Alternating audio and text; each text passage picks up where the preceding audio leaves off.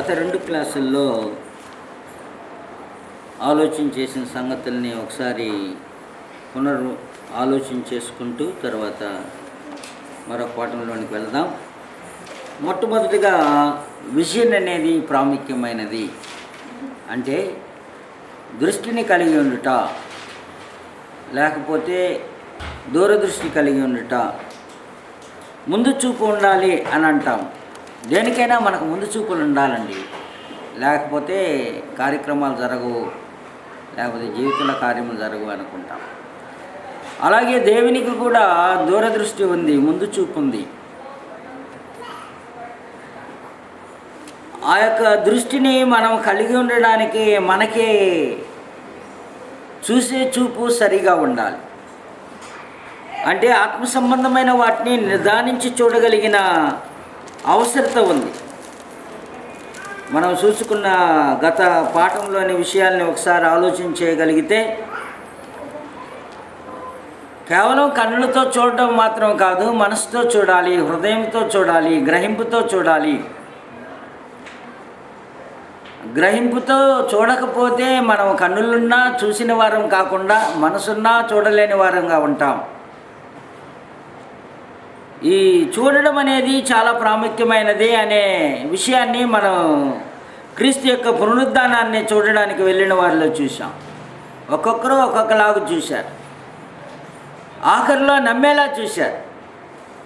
ప్రభు యొక్క పునరుద్ధానాన్ని నమ్మేలా చూసిన వారు కొందరైతే, లేదు ఆయనను ఎవరో దొంగిలించుకొని పోయారు, ఎక్కడో దాచిపెట్టారు అని చూసిన వారు మరి కొందరైతే, అలాగే కానాను భూభాగాన్ని స్వతంత్రించుకునే సందర్భంలో వేగుల వారిని పంపించి, మీరు ఆ దేశంలోని ప్రజల్ని, ఆ దేశపు నివాసుల్ని, అక్కడున్న భూభాగాన్ని, అక్కడున్న వృక్షములను, పుష్పములను, లేకపోతే పండ్లను చూసి దాని కొరకు ఆనవాళ్ళు తీసుకురండి అని పంపించిన సందర్భంలో వచ్చిన 2 నివేదికలను మనం ఆలోచన చేశాం.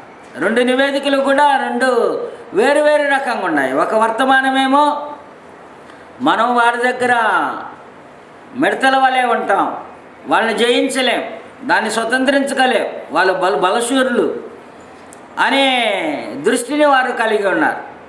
మరొకరేమో జయించగలము అనే దృష్టిని కలిగి ఉన్నారు. మన దృష్టి మన తీర్మానాలకి మూలము అనే దాన్ని మనం చదువుకున్నాం. మన దృష్టి సరిగా లేకపోతే మన తీర్మానాలు సరిగా ఉండవు. చూసిన వారిలో ఆ ప్రభు పునరుద్ధానం యొక్క సమాధి దగ్గర చూసిన వారిలో కానీ, కానాను భూభాగంలో స్వతంత్రించుకోవడానికి చూసిన వారిలోను కానీ, వారు చేసిన తీర్మానాలు వారి దృష్టి మీద ఆధారపడ్డాయి. కనుక మనం చేసే తీర్మానాలు, నిర్ణయాలు, తీర్పులు ఏవి కూడా మన దృష్టి మీద ఆధారపడదు. దృష్టి సరిగా లేకపోతే తీర్మానాలు సరిగా ఉండవు. తీర్మానాలు సరిగా లేకపోతే మన జీవితంలో దాని యొక్క పర్యవసానాన్ని మనం అనుభవిస్తూ ఉంటాం. కనుక దూరదృష్టి కలిగి ఉండటం అవసరము, అది ప్రాముఖ్యము అనేదాన్ని మనం చూసాం. అంత మాత్రమే కాకుండా 2వ పాఠంలో మనం చూసిన విషయము, ప్రాముఖ్యమైన విషయం ఏమిటంటే, దేవునికి సృజనాత్మకమైన కోరిక ఉంది. ఇది ప్రాముఖ్యమైన దృష్టి యొక్క ప్రాముఖ్యతలో మనం చూసిన 2వ భాగంలో దేవునికి సృజనాత్మకమైన కోరిక ఉంది. ఆ కోరిక లేకపోతే ఆయన విశ్వాన్నంతటినీ మానవుని సృజించడు. ఆయనలో ఉన్న కోరికని మానవుల్లో కూడా ఆయన ఉంచి ఉన్నాడు అనేది మనకు అనేకమైన సందర్భాలలో ఉదాహరణంగా చూసాం. పాటలు రాసేవారు కానీ, కళలు రూపుదిద్దేవారు కానీ, లేకపోతే భార్యాభర్తలు జీవించిన జీవితంలో పిల్లల్ని కలిగి ఉండాలనే కోరిక కానీ, ఇవన్నీ కూడా ఆ సృజనాత్మకమైన సృష్టికర్త మనలో ఉంచిన ఆ సృజనాత్మకమైన కోరికలను బట్టి అలాంటి కోరికలను మనం కలిగి ఉంటాం. కోరిక కలిగి ఉండడంలో తప్పు లేదు, కానీ ఎలాంటి కోరికను కలిగి ఉన్నా, ఆయన కలిగి ఉన్న కోరికను కలిగి ఉన్నావా, లేకపోతే ఆయన ఉంచిన కోరికను కలిగి ఉన్నావా, ఆయన ఉద్దేశించిన కోరికను కలిగి ఉన్నావా, లేకపోతే నీవు నీ శరీరానుసారమైన కోరికను కలిగి ఉన్నావా అనేది చాలా ప్రాముఖ్యమైనది. కనుక కోరిక కలిగి ఉండడం మాత్రమే చాలదు, కోరికను సాధించడం, మంచి కోరికను కలిగి ఉండాలి. దాని కొరకైన ప్రయాస, సాధకం అవసరం. దేవుడు సృష్టించడానికి, సమస్తమైన వాటిని సృజించడానికి ఆలోచించినప్పుడు దానిని కార్యసాధకం చేశాడు. ఆయన కోరిక కలిగి ఉండడం మాత్రమే కాకుండా దాన్ని సాధకం చేశాడు. ఆయన మొట్టమొదటి కోరిక ఏమిటంటే, ఆయన మానవుల్ని తన వలె నిర్మించుకోవాలని. ఏ విధంగా ఆయన ఉన్నాడో, ఉనికి కలిగి ఉన్నాడో, అలాగే మానవుణ్ణి కూడా ఉనికి కలిగి ఉండేవాడుగా, ఇమ్మార్టల్ బీయింగ్గా నిరంతరము ఉండేవాళ్ళుగా ఉండాలనేది కోరికతో ఆయన తన పోలికలో మానవుణ్ణి నిర్మించుకున్నాడు. అంటే all human beings are to survive after physical death. అంటే మరణించిన తర్వాత, భౌతికమైన మరణం తర్వాత కూడా వారు ఉనికిలో ఉండాలనేది ఆయన ఉద్దేశం. అంటే ఆయన యొక్క మానవుని యొక్క వ్యక్తిత్వం, ఆయన మానవుని యొక్క ఉనికి ఈజ్ అ పర్మనెంట్ వన్, శాశ్వతమైనది. The permanency of individuality and being అనేదాన్ని మనం చూసాం. కనుక ఆ ఇండివిజువాలిటీ, ఆ బీయింగ్, ఆ వ్యక్తిత్వం కానీ ఆ యొక్క ఉనికి కానీ శాశ్వతంగా ఉంటుంది. అలా గుండులాగు దేవుడు ఆలోచన చేసి ఆయన సృజించాడు అనే దాన్ని మనం చూసాం. ఆ తర్వాత ఆ ఇమ్మార్టాలిటీ యొక్క పదప్రయోగాన్ని పాత నిబంధనలో, కొత్త నిబంధనలో ఆలోచన చేశాం. పాత నిబంధనలో దాని భావం ఆ పదబంధంలో కనిపిస్తూ ఉంటుంది. అబ్రహాము జీవితంలో కానీ, ఆ తర్వాత యాకోబు జీవితంలో కానీ వీరందరూ కూడా మేము మా పితరుల దగ్గరికి వెళుతున్నాం, వారు ఎక్కడికి వెళ్ళారో అక్కడికి వెళుతున్నాం.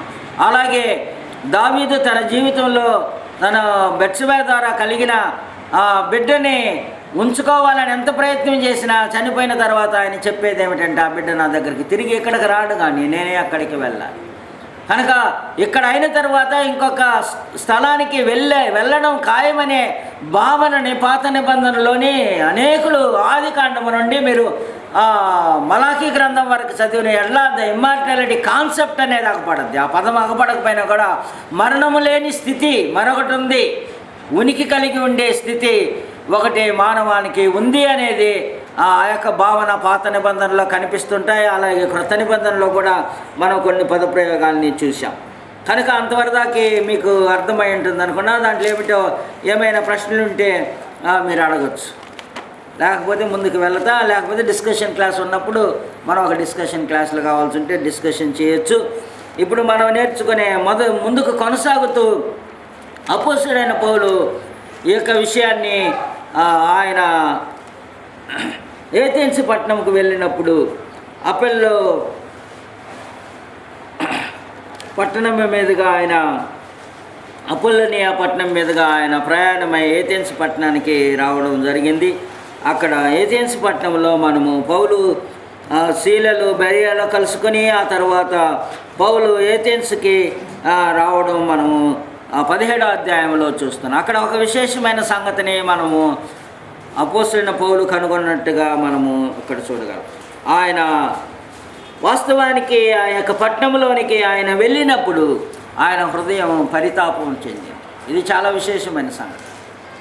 ఆయన ఆ పట్టణంలోని విగ్రహారాధన చూసినప్పుడు చాలా వరకు ఆయన హృదయంలో ఆత్మ పరితాపము చెందినట్టుగా సమాజ మందిరంలోని ప్రజలలో తర్కించుచున్న వారిని కలుసుకుంటూ ఆయన తెలియబడని దేవునికి ఆరాధిస్తున్న స్థలానికి ఆయన మహాసభ వారి ఎదుట అనేకసార్లు ఆయన అక్కడ ఒక విశేషమైన సంగతి ఏమిటంటే, వారు ఎక్కువగా మహాసభలో ఉన్న స్తోయికులు కానీ వారు ఆలోచన చేసేది ఏమిటంటే క్రొత్త సంగతులు కావాలి. ఎప్పుడు కూడా క్రొత్త సంగతులు వినడంలో మక్కువ చూపిస్తుంటాం. కొన్నిసార్లు క్రైస్తవ్యంలో కూడా జరుగుద్ది. క్రొత్త సంగతులు ఏమి లేవు. వాస్తవానికి ఏ ఉన్నాయో గ్రంథంలో దానిని మరొక దృక్పథంలో చూస్తుంటాం అంతే. కొత్త ఏ లేవు. ఏది అపోస్తులు బోధించారో, ఏది అపోస్తులు మనకి వినిపించారో ఆ విన్నదానినే మనము జ్ఞాపకం చేసుకుంటున్నాం. వాటినే కొద్దిగా వివరణతో కూడిన విషయాల్ని మనం ఆలోచన చేస్తుంటాం. క్రొత్తవేమి లేదు. కానీ ఇక్కడున్న అరేపేగ సభ వారైతే, స్తోయికులైతే వాళ్ళు ఆలోచన చేసేది ఏమైనా కొత్త సంగతులు వినడంలో ఆతురత కలిగి ఉన్నారు. అలాంటి మహాసభ వారి మధ్య, అరేపేగ మధ్య నిలబడి ఆయన ఏథెన్స్ పట్టణంలో ఉన్న వారి విషయంలో ఆయన తెలియచేసేది ఏమిటంటే, ఏథెన్స్ వారులారా, మీరు సమస్త విషయములలో అతి దేవతా భక్తి గలవారైన. భక్తి ఉంది వారికి. ఈ భక్తి ఎలాగొచ్చిందో నాకు తెలియదు. ఈ భక్తి ఏ విధంగా వారికి వచ్చిందో మనకు తెలియదు. ఇది చాలా విశేషమైనది. వారిలో ఉన్న భక్తికి కారణం ఏమిటా నేను అడుగుతున్నా. అపోస్తల కార్యగ్రంథంలో మనకు 17వ అధ్యాయంలో 3 భాగాలు కనిపిస్తుంటాయి. 17వ అధ్యాయం 22 నుంచి 23 వరకే ఒక భాగం 24 నుంచి 29 ఒక భాగం, 30 నుంచి 31 భాగం. మొదటి భాగంలో అంటే అపొస్తలుల కార్యగ్రంథం 17, 23, 22, 23లో తెలియబడిన దేవునికి సార్వత్రికమైన మానవునిలోని దేవుని కొరకైన సహజ ఆకాంక్ష కనిపిస్తూ ఉంటుంది. వారు సహజంగానే ఆకాంక్ష కలిగి ఉన్నారు, దేవుని కొరకు కలిగి ఉన్నారు, కానీ నిజ దేవుని తెలుసుకోలేదు అంతే. కానీ సహజంగానే వారిలో ఉన్న కోరిక ఏమిటో ఆలోచన చేయండి. They are desire of God. అందుకనే ఏమని రాశారు బలిపీఠం మీద? తెలియబడని దేవునికి. కనుక దేని యందు వారు దేని గురించి వారు తెలుసుకోలేదో దాని విషయంలో వారు ఆసక్తి కలిగి ఉన్నారు. ఈ డిజైర్ ఉంది, ద యూనివర్సల్ ఫెనామినా. సార్వత్రికంగా ప్రతి మానవునిలో ఆ కోరిక ఉంటూ ఉంటుంది. నాస్తికునిలో కూడా ఉంటూ ఉంటుంది, మీకు తెలుసో లేదో. దేవుడు లేదని వాదిస్తాడు, వాదనకు మాత్రమే. అభ్యాస సిద్ధంగా అతను కూర్చోండి, కలిసి మాట్లాడండి, అతను దేవుని నమ్ముతాడు, సహజంగానే నమ్ముతాడు. ఏదో ఒక ఆపదలలో లేకుంటే ఇబ్బందులలో పడినప్పుడు పోతూ ఎక్కడైనా గుడి దగ్గర, ఏ గుడి అయినా సరే, ఊరికి అలాగ మొక్కొని వెళ్ళిపోతాడు, తనకు తెలియకుండానే చేసేస్తాడు. ఆ కోరిక, ఆ సహజమైన ఆ కోరిక ఎక్కడి నుంచి వచ్చిందా అని మనలో అనేక మందిలో మనం చూస్తూ ఉంటాం. బయట పోయేవాడిని ఎవరు ఏదో ఒక దేవుని యందు విశ్వాసం ఉంచి ఉంటారు, ఎవరు దేవుని యందు విశ్వాసం ఉంచకుండా ఉండరు, ఏదో ఒక దేవుని యందు విశ్వాసం ఉంచి ఉంటారు. దానికి కారణమేమి? ఆ కోరిక ఎక్కడి నుంచి వచ్చింది మానవాళికి. కనుక మానవుల్ని సృజించిన దేవుని, సత్యదేవుని తెలుసుకోకపోయినా సహజంగా మానవునిలో దేవుని యందు భయభక్తులు కలిగి ఉండాలా, దేవుణ్ణి తెలుసుకోవాలా, లేకపోతే దేవుణ్ణి వెంబడించాలా, లేకపోతే దేవుణ్ణి పూజించాలా అనే ఒక సహజమైన కోరిక ఎక్కడి నుంచి వచ్చిందా నాకు అర్థం కాదు. ఎవరించారు ఆ కోరిక?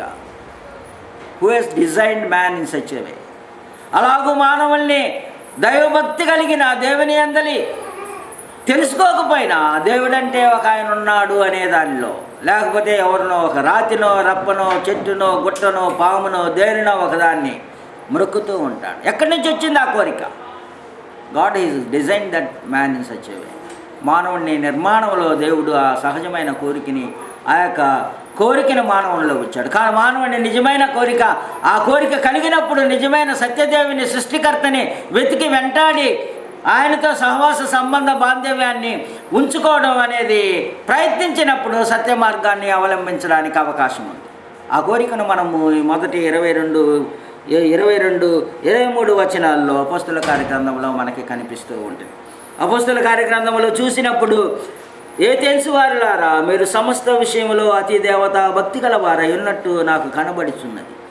నేను సంచరించుచు మీ దేవతా ప్రతిమలను చూడగా ఒక బలిపీఠము నాకు కనబడెను, దాని మీద తెలియబడని దేవునికి అని రాయబడి ఉన్నది.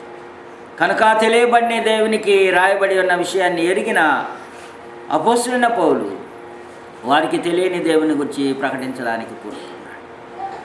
ఆయన యొక్క ప్రకటన మనకి 24 నుంచి మనకి కనిపిస్తుంటుంది. కనుక కాబట్టి మీరు తెలియక దేవుని యందు భయభక్తులు కలిగి ఉన్నారో దానినే నేను మీకు ప్రకటించుచున్నాను. కనుక దేని యందు తెలియక వారు వెంబడిస్తున్నారో, తెలియక భయభక్తులు కలిగి ఉన్నారో, తెలియక దేవుని యందలి ఆసక్తి కలిగి ఉన్నారో ఆ దేవునినే ప్రకటిస్తున్నారు. కనుక మొదటి భాగం the universal desire of man. 22, 23 వచనాల్లో మనం చూడగలిగింది ఏంటంటే, సార్వత్రికంగా ప్రతి మానవునిలో దేవుని యందలి భయభక్తులు కలిగి ఉండే ఒక కోరికని కలిగి ఉన్నాడు. అది ఎక్కడి నుంచి వచ్చింది? దేవుడు ఉంచినది. దేవుడు తనను నిర్మించుకునే సందర్భంలో ఆ యొక్క కోరికను తెలియకుండానే మానవుని యొక్క స్వభావంలో దాన్ని ఉంచినట్టుగా మనకి కనిపిస్తుంది. కానీ ఆయన వర్తమానం మనం చూడగలిగితే, జగత్తును అంగలి సమస్తమును నిర్మించిన దేవుడు తానే ఆకాశమునకును భూమికిని ప్రభు అయినందున హస్తకృతమైన ఆలయములో నివసింపడు. కనుక ఆయన అంటున్నాడు, మీరు ఈ యొక్క గుడిలో ఈ యొక్క దేవతలను, అన్య దేవతలను పూజిస్తూ విగ్రహాన్ని పెట్టుకొని పూజిస్తున్న ఈ యొక్క ఏథెన్సు పట్టణంలో ఈ విగ్రహములను నేను చూసి నా ఆత్మ పరితాపము పట్టలేకపోయింది. కానీ మీరు తెలుసుకోవాల్సింది సృష్టికర్తని. ఆయన మొదటి ప్రసంగం ఏమిటంటే తెలియని దేవుని గురించి తెలియచేయడం. ఒకవేళ మనం ఏం బోధించాలో ఎవరికైనా అన్యులైన వారికి అని అడిగితే ఇక్కడ ఒక నమూనా మనకి కనిపిస్తుంది. ఆ నమూనా జగత్తును అందలి సమస్తమును నిర్మించిన దేవుడు, తానే ఆకాశమును భూమికిని ప్రభు అయినందున ఏం బోధిస్తున్నాడు ఆలోచన చేయండి. ఆయన సమస్తమును సృజించిన వాడు మాత్రమే కాకుండా ఆయన సమస్తమును ఏలువాడు, ఆయన పరిపాలన చేసేవాడు, ఆయన నిర్మించి దాన్ని పరిపాలించే పరిపాలకుడు. కనుక హస్తకృతములో ఆయన నివసించడు అని చెప్పిన తర్వాత మానవుని గురించిన వాస్తవాన్ని తెలియచేస్తున్నాడు. మీరు ఒకసారి 25వ వచనం జాగ్రత్తగా చూడండి. ఆయన అందరికీ జీవమును ఊపిరిని సమస్తమును దయచేయవాడు కనుక తనకు ఏదైనా కొదువైనట్టు మనుషుల చేతులతో సేవింపబడేవాడు కాడు. మరియు యావద్భుతం మీద కాపురం ఉండటకు ఆయన ఒకరి నుండి ప్రతి జాతి మనుషులను సృష్టించి వారి ఒకవేళ దేవుని తడువులాడి కనుగొందరేమో అని తన్ను వెతుకు నిమిత్తము నిర్ణయ కాలములను వారి నివాస స్థలముల యొక్క పొలిమేరలను ఏర్పరచెను. ఆయన మనలో ఎవనికి దూరముగా ఉండువాడు కాడు. మనం ఆయన యందు బ్రతుకుచున్నాము, చెల్లించుచున్నాము, ఉనికి కలుగున్నాము. ఈ 3 మాటలు గుర్తుపెట్టుకోవాలి. మనము ఆయన యందు బ్రతుకుచున్నాము, చెల్లించుచున్నాము, ఉనికి కలిగి ఉన్నాం. కనుక మన ఉనికి ఎక్కడ ఉండాలో, మనం బ్రతకడం మాత్రమే చాలదు, చెల్లించడం మాత్రమే చాలదు, మన ఉనికిని గురించి మాట్లాడుతున్నాడు. కనుక మానవుని యొక్క ఉనికి ఆయన యందు బ్రతకడానికి ఆయన ఉనికి అయి ఉండాలి. ఆయన యందు బ్రతకడానికి ఆయన ఉనికి కాకపోతే అది ఉనికే. ఉన్నా ఒకటే, ఉండకపోయినా ఒకటే, కానీ ఉంటావు. ఎందుకంటే దేవుడు నిన్ను నిర్మించాడు. ఆయన మరొక మాట అంతకుముందు తెలియచేసిన మాట ఏమిటంటే ఆయన ఎవరికి దూరంగా లేడు. నీ ఉనికి ప్రయోజనకరంగా ఉండాలంటే నువ్వు ఎక్కడుండాలో ఆలోచించి. నీ ఉనికి ఉంది వాస్తవమే, కానీ ఆయన నిన్ను ఉనికిలోనికి తెచ్చింది ఎందుక? ఆయనకు దూరంగా ఉండడానికి కాదు. అందుకే ఆయన నేసాడు. ఆయన ఒకవేళ తడువులాడి కనుగొందరేమో అని ఏం చేశాడనమాట? పొలిమేరలను ఉంచాడనమాట. ఆయన కనుగొనడానికి పొలిమేరలు ఉన్నాయి. నువ్వు ఆయన కనుగొనవచ్చు. మనకి ఆయన దూరంగా ఉండేవాడు కాదు. ఇందులో దేవుని యొక్క విజయం కనిపిస్తుంది మనకు చూడగలిగితే. దేవుడు మనకి దూరంగా ఉండడానికి ఉద్దేశించలా. మనము ఉనికి కలిగి ఉంటే బ్రతుకుచూ చెల్లించుతూ ఉండాలి. బ్రతకాలి, చెల్లించాలి, ఉనికి కలిగి ఉండాలి. అంత మాత్రమే కాదు, మరొక మాట చెప్పాడు. ఆయన అందరికీ జీవమును ఊపిరిని దయచేసిన వాడు. గుర్తుపెట్టుకోవాలన్నమాట. భౌతికమైన జీవితానికి ఊపిరి కావాలా, అది ఆయనే ఇచ్చాడు. ఆ తర్వాత నీ ఉనికిలో నీవు జీవించే జీవితాన్ని కూడా ఇచ్చాడు. కనుక నీ ఉనికిలో నీ జీవితం ఎలాంటిదిగా ఉండాలని ఆయన ఆలోచన చేశాడో దాన్ని మనం చూడకపోతే మన ఉనికి వ్యర్థం. వాస్తవానికి నువ్వు ఉంటావు, వాస్తవం. నువ్వు భూమి మీద ఉన్నప్పుడు ఉంటావు, భూమి విడిచిన తర్వాత కూడా ఉంటావు. ఎందుకంటే నిన్ను జీవించేలా నిర్మించాడు. కేవలం ఊపిరి పోసుకొని శరీరంలో ఊపిరిని కలిగి బ్రతుకుతున్నావు. ఊపిరితో పాటు నీ ఉనికి కలిగేలా ఒక జీవితాన్ని కూడా ఆయన ఇచ్చాడు. దాన్ని కాపాడుకోవాల్సిన అవసరం ఉంది. కనుక మన ఉనికి ఉంది. మన ఉనికి మన హృదయంలో ఉంచిన శాశ్వతత్వం గుర్తుపెట్టుకోవాలన్నమాట. మనం ఆ విషయాన్ని ఒక ఆయన్ని అడగబోతున్నాం. ప్రసంగి గ్రంథంలో ఈ మాట చాలా ప్రాముఖ్యమైనది. తెలుగులో మనం చదువుదాం, తర్వాత ఇంగ్లీష్ దగ్గరకు వద్దాం. ప్రసంగి గ్రంథంలో 3వ అధ్యాయంలో 11వ వచనంలో తెలుగులో మనకి ఈ వాక్య భాగం ఏమైనా ఉందో చూద్దాం. ప్రసంగి గ్రంథం 3వ అధ్యాయం 11వ వచనం.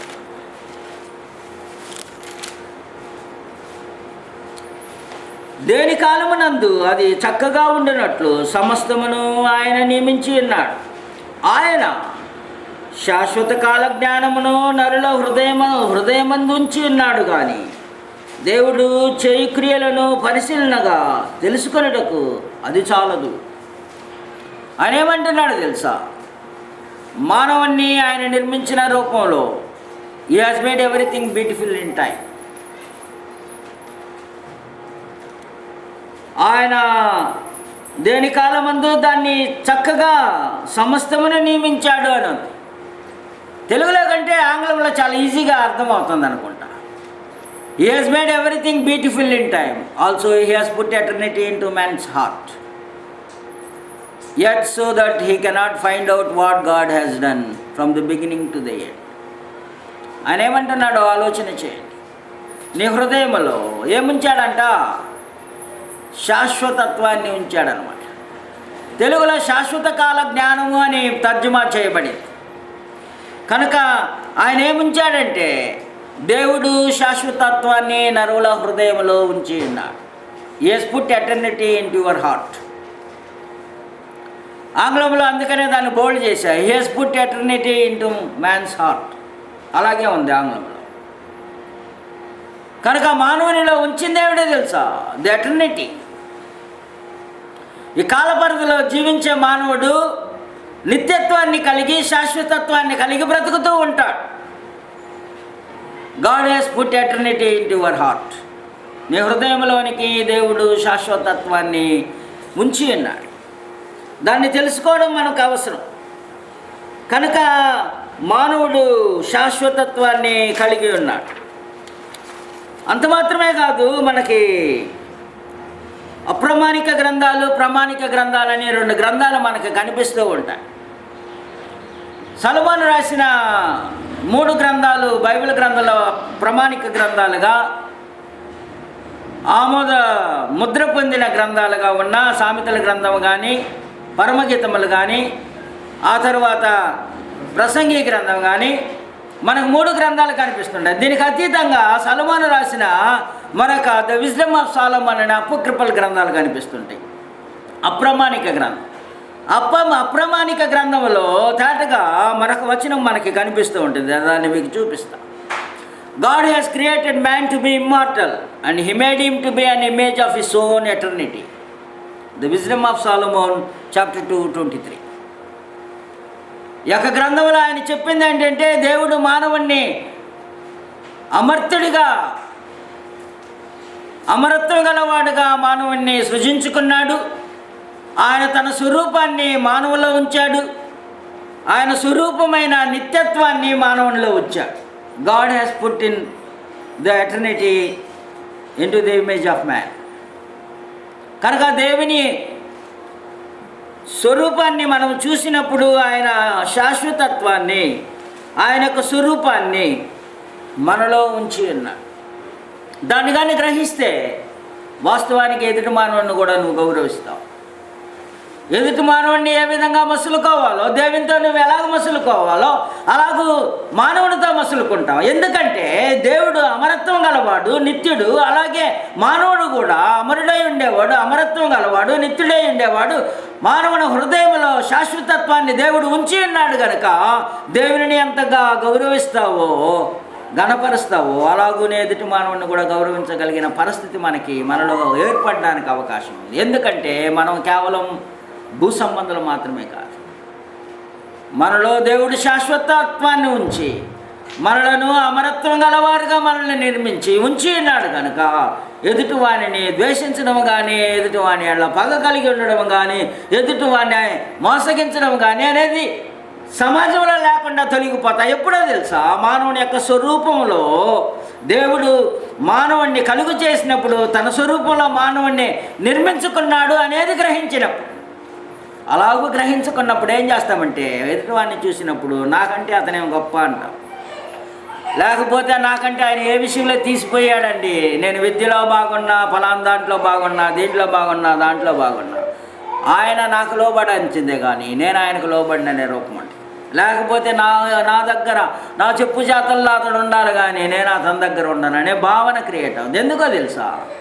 ఈ సమానత్వం రాకుండా పోవడానికి, ఒకరినొకరు ప్రేమించుకోకుండా పోవడానికి, ఒకరికొకరు లోబడి జీవించకుండా పోవడానికి, ఒకరినొకరు ఆదరించకుండా పోకుండా ఉండడానికి కారణం ఏమిటంటే మనం ఎవరమో మనలను మనం సరిగా చూసుకోవడంలే. మనం ఎవరమో సరిగా చూసుకోవాలి. Who we are. సంఘ పితరులో ఒకడైన అగస్టిన్ అనే అతను ఒక మాట తెలియజేశాడు. ఆయన ఈ మాట మనకి ఇతడు సెంట్ అగస్టిన్ కన్ఫెషన్ అనే పుస్తకంలో నుండి వచ్చిన భాగం ఇది. ఇతడు సంఘ పితరుల్లో ఒకడు, సంఘ పితామహుడుగా గుర్తింపబడినవారు. అంటే పాలికార్ప్ ఎలాగున్నారో, జోసిఫస్ ఎలాగున్నారో అలాగూ ఆ కోవలో చెందిన సంఘ పితరుల్లో ఒకడుగా మనకి కనిపిస్తూ ఉంటాడు. ఇతను చెప్పిన విషయం ఏమిటంటే, you have made us for yourself. దేవుని గురించి ఆయన చెప్తూ, నీవు నీ కొరకు నన్ను నిర్మించుకున్నావు, నీవు నన్ను నీ కొరకు నిర్మించుకున్నావు. తర్వాత అంటున్నాడు, and as hearts are restless until they can find peace in you. నీలో సమాధానం చూసు వరకు నా హృదయము సమాధానము కాలేదు. నన్ను నీ కొరకు నిర్మించుకున్నావు కాబట్టి నీలో సమాధానం చూసు వరకు నాకు నెమ్మది లేదు. దేవుని గుర్చిన భావన, దేవుని యొక్క విజన్ ఆయనలో కనిపిస్తుంది మనకి. దేవుడు మానవుల్ని నిర్మించడంలో ఆయనకున్న విజన్ ఏమిటి?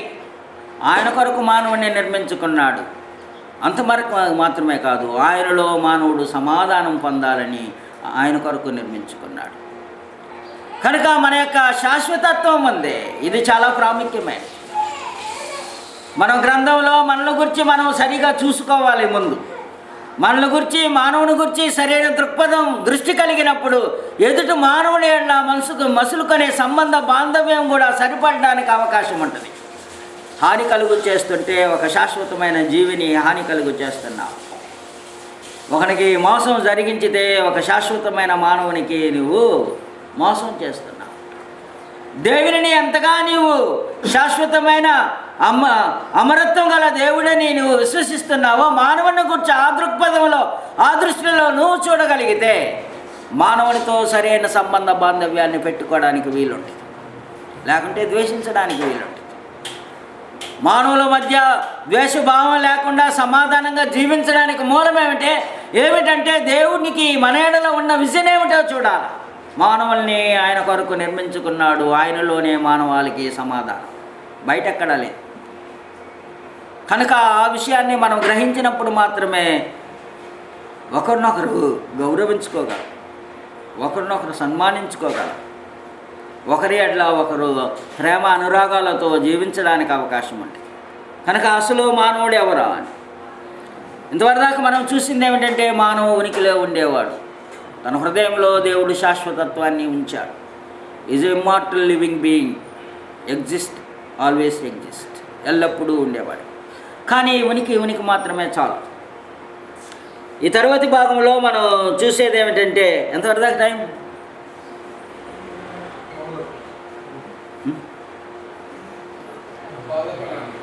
కాదు, క్లాస్. ఈ ఉనికిలో కేవలం ఉనికి అయితే పరాలా, ఈ ఉనికిలో 2 రకాలైన లక్షణాలు ఉన్నాయి. ఈ ఉనికికి 2 రకాలైన లక్షణాలు మనకు కనిపిస్తుంటాయి. ఈ లక్షణాల్ని మానవుడు ఉనికి కలిగి ఉండాలి అని మాత్రమే కాదు, ఉనికి కలిగిన మానవుడికి 2 ఛాయిస్లు ఉన్నాయి. దేవుడు సృజించిన తర్వాత ఆ ఛాయిస్ని మానవునికే వదిలిపెట్టాడు. 2 ఉనికిల్ని, ఈ ఉనికికి సమాధానం ఏమిట? ఒకటి లైఫ్, జీవితం, జీవం. ఈ లైఫ్ అనే మాట పలు రకాలుగా తర్జుమా చేయబడింది.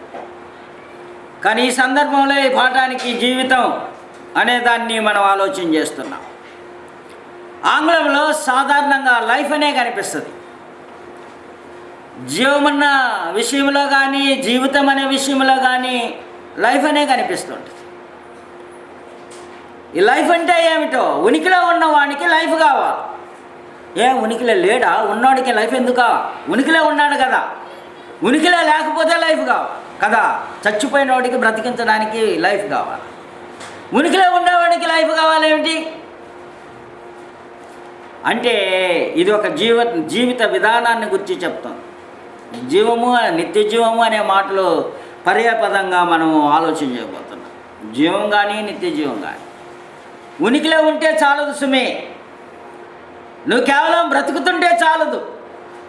బ్రతికేవానికి జీవితం కావాలి. దేవుని విజన్లో ఉన్న జీవితం కావాలి. నీ విజన్లో ఉన్న జీవితం కావాలి. నేను అందుకనే ఈ విజన్, ఇది కేవలం ఉనికిని గుర్చిన విజన్ చూసాం. దేవుడు ఎందుకు సృజనాత్మక కోరిక కలిగే మానవుణ్ణి ఉనికిలోనికి తెచ్చుకున్నాడు, ఆ విజన్ని చూసాం. ఆయనకు విజన్ ఉన్నది, సృజించుకోవాలని సృజించుకున్నాడు, ఉనికిలోనికి తెచ్చుకున్నాడు. అంతటితో విజన్ ఆగిపోవాలి. ఇంకొక మెట్టు ప్రోగ్రెస్ అయిందనమాట. ఆ ప్రోగ్రెస్ ఏమిటంటే ఉనికిలో ఉన్న మానవుడు బ్రతకాలి, జీవించాలి. 2 చాయిస్లు. జీవించకపోతే నువ్వు మరణించాలి. కానీ 2 ఉనికిలో ఉన్నప్పుడు నీ చాయిస్ని బట్టి. నా కోరిక మాత్రం ఏంటి తెలుసా? నువ్వు జీవించాలా అనేదే కోరిక. వాస్తవానికి మానవుడు భూమి మీద ఎందుకు బ్రతుకుతాడా? ఎందుకు బ్రతకాలని దేవుడు కోరుకుంటాడా? మానవుడు ఎందుకు బ్రతకాలా? ఈ విషయాన్ని ద్వితీయోపదేశకాండంలో ధర్మశాస్త్రం ఇచ్చినప్పుడు దేవునికి కూడా ఈ 2నే మానవుల మధ్య ఉంచాడు. ద్వితీయోపదేశకాండం 30వ అధ్యాయంలో ఇశ్రాయేలు ప్రజల్ని సమకూర్చి ధర్మశాస్త్ర గ్రంథాన్ని ఇచ్చి ఆయన మాట్లాడుతున్న సందర్భం అది. ఆ సందర్భంలో ఆయన ఆజ్ఞలన్నింటినీ కూడా వివరించి చెప్పాడు. ఆయన, నేను నీకు వినిపించిన ఈ సంగతులన్నీ అనగా దీవెనయు శాపమును నీ మీదకు వచ్చిన తర్వాత నీ దేవుడైన యెహోవా నిన్ను వెళ్ళగొట్టించిన సమస్త జనుల మధ్య వాటిని జ్ఞాపకం చేసుకో. కనుక ధర్మశాస్త్రాన్ని ఇచ్చి ధర్మశాస్త్రాన్ని జ్ఞాపకం చేసుకోమని ఆయన యెహోవా వైపు తిరిగి నీ ఆజ్ఞలను సమస్తమైన వాటిని నీ పూర్ణమైన హృదయంతో నీ పూర్ణమైన మనసుతో ఆయన మాటలు విని నీవు నీ సంతతి వారు దేవుడైన యెహోవా చెరలో నిన్ను రప్పించి నిన్ను కనికరించిన దేవుని యందలి విశ్వాసం ఉంచి నీవు జీవించిన ఎడ్లా అన్నమాట. ఆయన ఈ ధర్మశాస్త్రపు మాటలన్నింటినీ చదివి వినిపించాడు. ఆయన చదివి వినిపిస్తూ 15వ వచనం నుంచి చదువుతా. 30వ అధ్యాయం 15వ వచనంలో 11లో నేడు నేను నీకు ఆజ్ఞాపించిన ధర్మమును గ్రహించుట నీకు కఠినమైనది కాదు, దూరమైనది కాదు. దేవుడిచ్చే ఆజ్ఞలు ఎప్పుడు కఠినమైనవి కావు, దూరమైనవి కావు. అవి నీ హృదయంలో ఉన్నాయి, నీ మనసులో ఉన్నాయి, నీ ఆలోచనలో ఉన్నాయి, నీకు దగ్గరగానే ఉన్నాయి. మన విషయంలో ఏమో కానీ ధర్మశాస్త్రాన్ని అనుసరిస్తున్న యూదులలో బాల్యము నుండే చేతులకో లేకపోతే బాసికాలుగా తలకో లేకపోతే ఇంటి గోడముల మీదనో దేవుని ధర్మవిధులు రాయబడుతూ ఉంటాయి, వినిపించబడుతుంటాయి, చూపించబడుతుంటాయి. పిల్లల మొదలుకొని పెద్దవారు వరకు దారిలో పోయేవారు కానీ వచ్చేవారు కానీ వారి గృహాలను చూసినప్పుడు వాటి మీద దేవుని వాక్యాలు రాయబడుతూ ఉంటాయి. కనుక దేవుని ధర్మవిధిలో వారికి వినిపించేలా కార్యక్రమాలని దేవుడు ఏర్పాటు చేశారు. కానీ అవి కష్టమైనవి కావు. దాన్ని విని గైకొనినట్లు ఆయన అనుగ్రహించారు. కానీ వినకుండా ఉంటే దానికి జవాబుదారి నీవే, బాధ్యత నీకే ఇచ్చేస్తున్నా. కానీ నిన్ను ఉనికిలోనికి మాత్రమే తెచ్చిన నీవు మాత్రం జీవించాలనేదే నా కోరిక, నా విజన్ అది. ఆయన 2 సంగతులు చెప్పాడు. 15వ వచనంలో చూడుము, నేడు నేను జీవమును మేలును మరణమును కీడును నీ ఎదుట ఉంచి ఉన్నా. మేలైనది కీడైనది 2. ఒకటి జీవించటం, రెండవది మరణించటం. జీవము మరణము 2 ఉన్నాయి. వారు బ్రతికే ఉన్నారు కదా, వారేంటి జీవాన్ని కోరుకునేది? అనేకసార్లు అనుకుంటూ ఉంటాం, ఏంటి బ్రతికే ఉంటే జీవాన్ని కోరుకునేది? ఆయన తెలియచేసేది ఏమిటంటే, నేను అనుగ్రహించిన ఆజ్ఞను గైకొని నీ ఎడ్ల నాతో నువ్వు బ్రతుకుతావు, నాతో జీవిస్తావు. దాన్ని ఉల్లంఘించి అవిధేయుడు అయితే నాతో నీవు జీవించు. రెండే మార్గాలు పెట్టాను, జీవము మరణము అన్నమాట. ఒకటి మేలు, ఒకటి కీడు అని చెప్పాడు ఆయన. 16లో నీవు బ్రతికి విస్తరించినట్లుగా, అదే అన్నమాట, నీవు బ్రతికి విస్తరించినట్లుగా నీ దేవుడైన యెహోవాను ప్రేమించి ఆయన మార్గములందు నడుచుకొని ఆయన ఆజ్ఞలను, కట్టడలను, విధులను అనుసరించమని నేడు నేను ఆజ్ఞాపించుచున్నాను.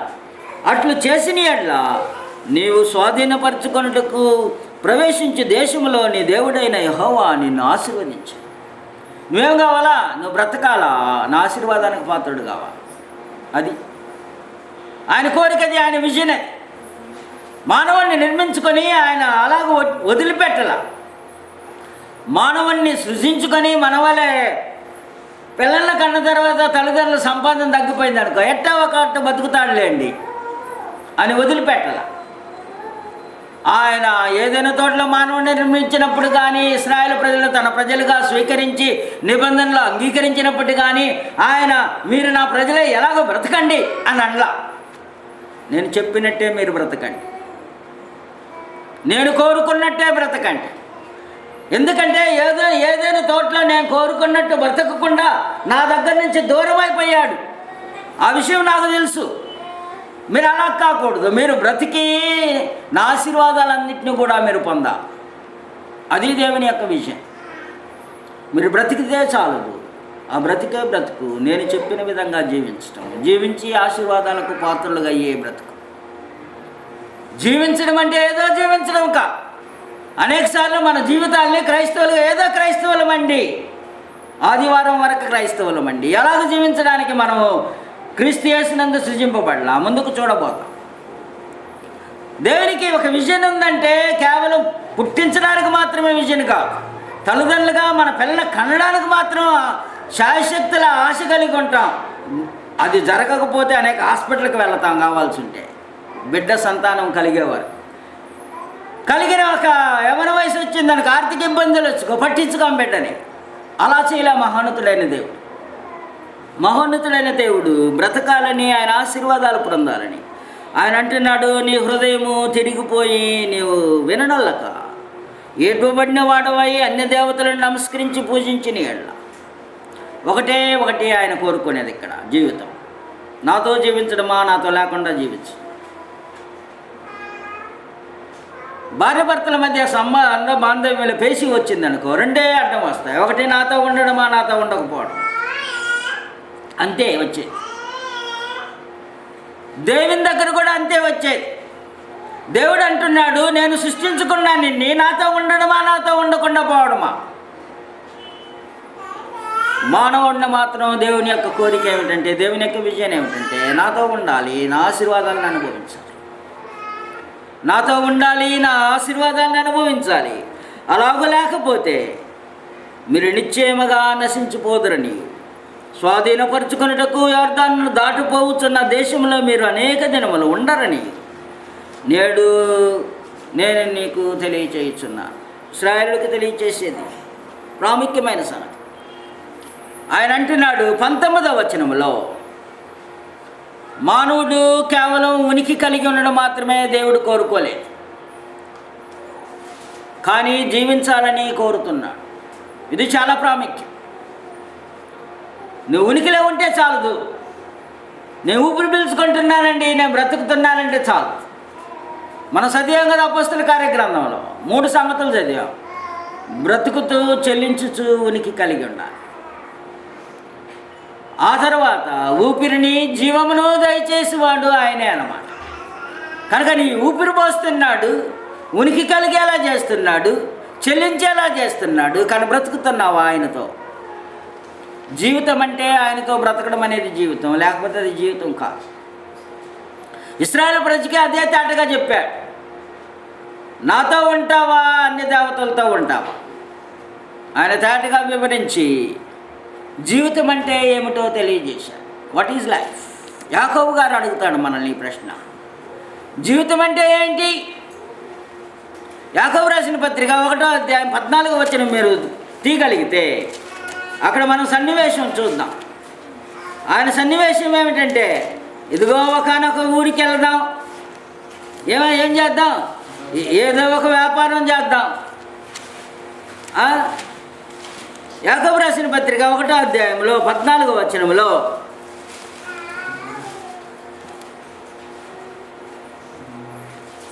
ప్రతి వాడును తన స్వకీయమైన దురాశతో ఏడవబడి మరణ కల్పబడిన వాడై శోధింపబడును. దురాశ గర్భం ధరించి వదిలేద్దాం. అక్కడి నుంచి 3వ అధ్యాయం పద్దాం. 3వ అధ్యాయం 13, 14. 1:14తో పాటు 3:14 కూడా రాసుకోవాలి. మీరు జ్ఞాన వివేకంలో గలవాడేవాడు వాడు జ్ఞానం 4:14, 4:14, 3:14 కాదు, 4:14. నేడైనను రేపైనను ఒకనొక పట్టణమునకు వెళ్ళి అక్కడ ఒక సంవత్సరం నుండి వ్యాపారం చేసి లాభం సంపాదించమరండి అని చెప్పుకున్న వారులారా. అదనమాట. వెళదాము, ఒక సంవత్సరం ఉందాము, వ్యాపారం చేసుకుందాము, లాభం తెచ్చుకుందాం. రేపేమి సంభవించనో మీకు తెలియదు. వాస్తవానికి ఇది జీవితం యొక్క భూమి మీద తాత్కాలికమైన ఆవిరి లాంటి జీవితం అని చెప్పడానికి ఉపయోగించిన విధానం. ఇక్కడ తెలుగులో ఏముందంటే ఇలాగనుకునేవారికి ఎలాగూ నేడైనను రేపైనను ఒకనొక పట్టణంలోనికి వెళ్ళి అక్కడ ఒక సంవత్సరం నుండి వ్యాపారం చేసి లాభం సంపాదించుకుందాము రండి అని చెప్పేవారికి ప్రశ్న ఏమిటంటే, మీ జీవం ఏ పాటిది? మీ జీవము ఏ పాటిది? ఆంగ్లంలో వాట్ ఈజ్ లైఫ్? మీ జీవం ఏ పాటిది? వాస్తవానికి మీ జీవము కొంతసేపు ఉండి అంతలో కనబడకుండా కొంతసేపు ఉంటుంది, కొంతసేపు అయిన తర్వాత కనబడదు. అది నీటి మీద బుడగ లాంటిది, ఆవిరి లాంటిది. ఆవిరి ఎంతసేపు ఉంటుంది? కొంతసేపే ఉంటుంది. నీటి మీద బుడగ వస్తే ఎంతసేపు ఉంటుందా అని కొంతసేపే ఉంటుంది. మానవ జీవితం భూమి మీద శారీరకమైన జీవితం అలాంటిది.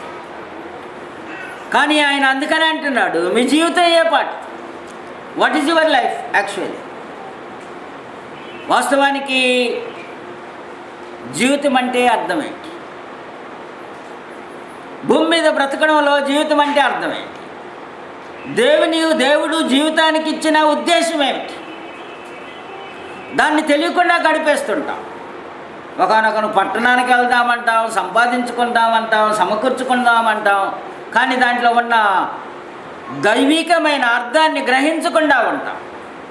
జీవితం అందుకొరకే కాదు అని అంటున్నాడు యాకోబు గారు మాత్రమే కాదు. ఇక్కడ మనం చదువుకున్న భాగంలో మనం చూసినప్పుడు జీవితం ఏ పాటిది అంటే ఆయన తేటగా చెప్పేశాడు.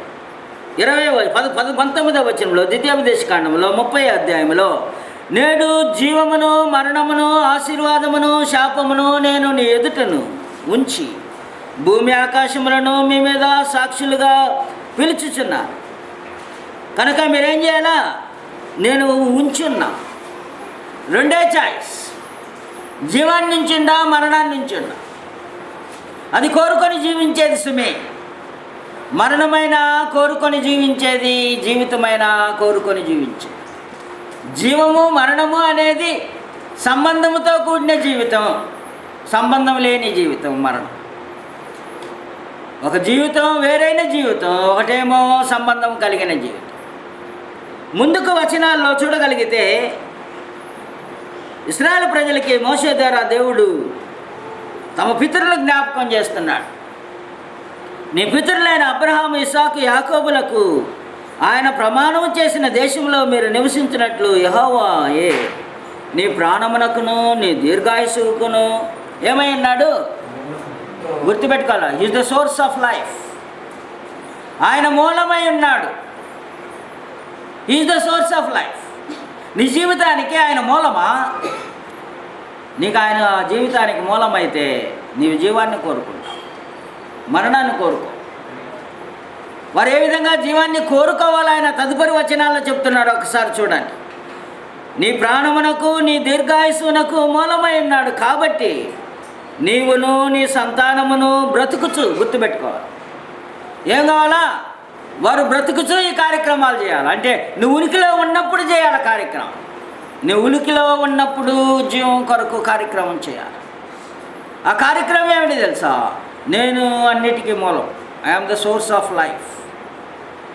నేను జీవితాంతటికీ మూలం. ఊపిరిని దయచేసింది నేను, జీవం దయచేసింది నేను, దీర్ఘాయుస్సును దయచేసింది నేను, అంత మాత్రమే కాకుండా ప్రాణమును దయచేసింది నేను, నిన్ను ఉనికిలోనికి తెచ్చింది నేను. ఇన్ని నేనే ఉండగా నన్ను విడిచిపెడితే ఊరుకుంటారా అని. నీకు దక్కేదేమిటా?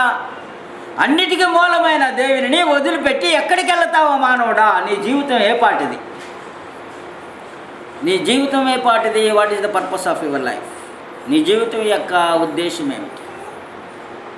ఇశ్రాయేలు ప్రజలకైతే ఆయన తాటిగా చెప్పేశాడు. ఆయన ఏమన్నాడంటే, నీవు నీ సంతానం బ్రతుకుచు ఏం చేయాలంటే బ్రతుకుచు చేయాలా, చనిపోయినాక చేసే అవకాశం లేదు. గుర్తుపెట్టుకో. నువ్వు చనిపోయిన తర్వాత దేవునికి ఇది చేస్తానండి, అది చేస్తానండి, ఆ ధనవంతుడు చెప్పినలాగా నేను అక్కడ పోతాను, వాళ్ళని గద్దిస్తాను, వాళ్ళని హెచ్చరిస్తాను, అక్కడ ధర్మశాస్త్రపు లేఖనాలు వింటానో లేదో, నేను పోతే వింటారేమో, నేను ఎంత కష్టపడుతున్నా వాళ్ళు కష్టపడకూడదు అని అనుకుంటే ఛాన్సే లేదు. No chance hereafter. ఈ జీవితాన్ని వదిలిపోయిన తర్వాత మరొక ఛాన్స్ మానవునికి దేవుని వైపు తిరగడానికి, దేవునితో జీవించడానికి, దేవునితో ఆయన కృపల్ని ఆశీర్వదించడానికి మానవాళికి అవకాశమే లేదు. అందుకే ఆయన అన్నాడు, నువ్వు బ్రతుకుచు.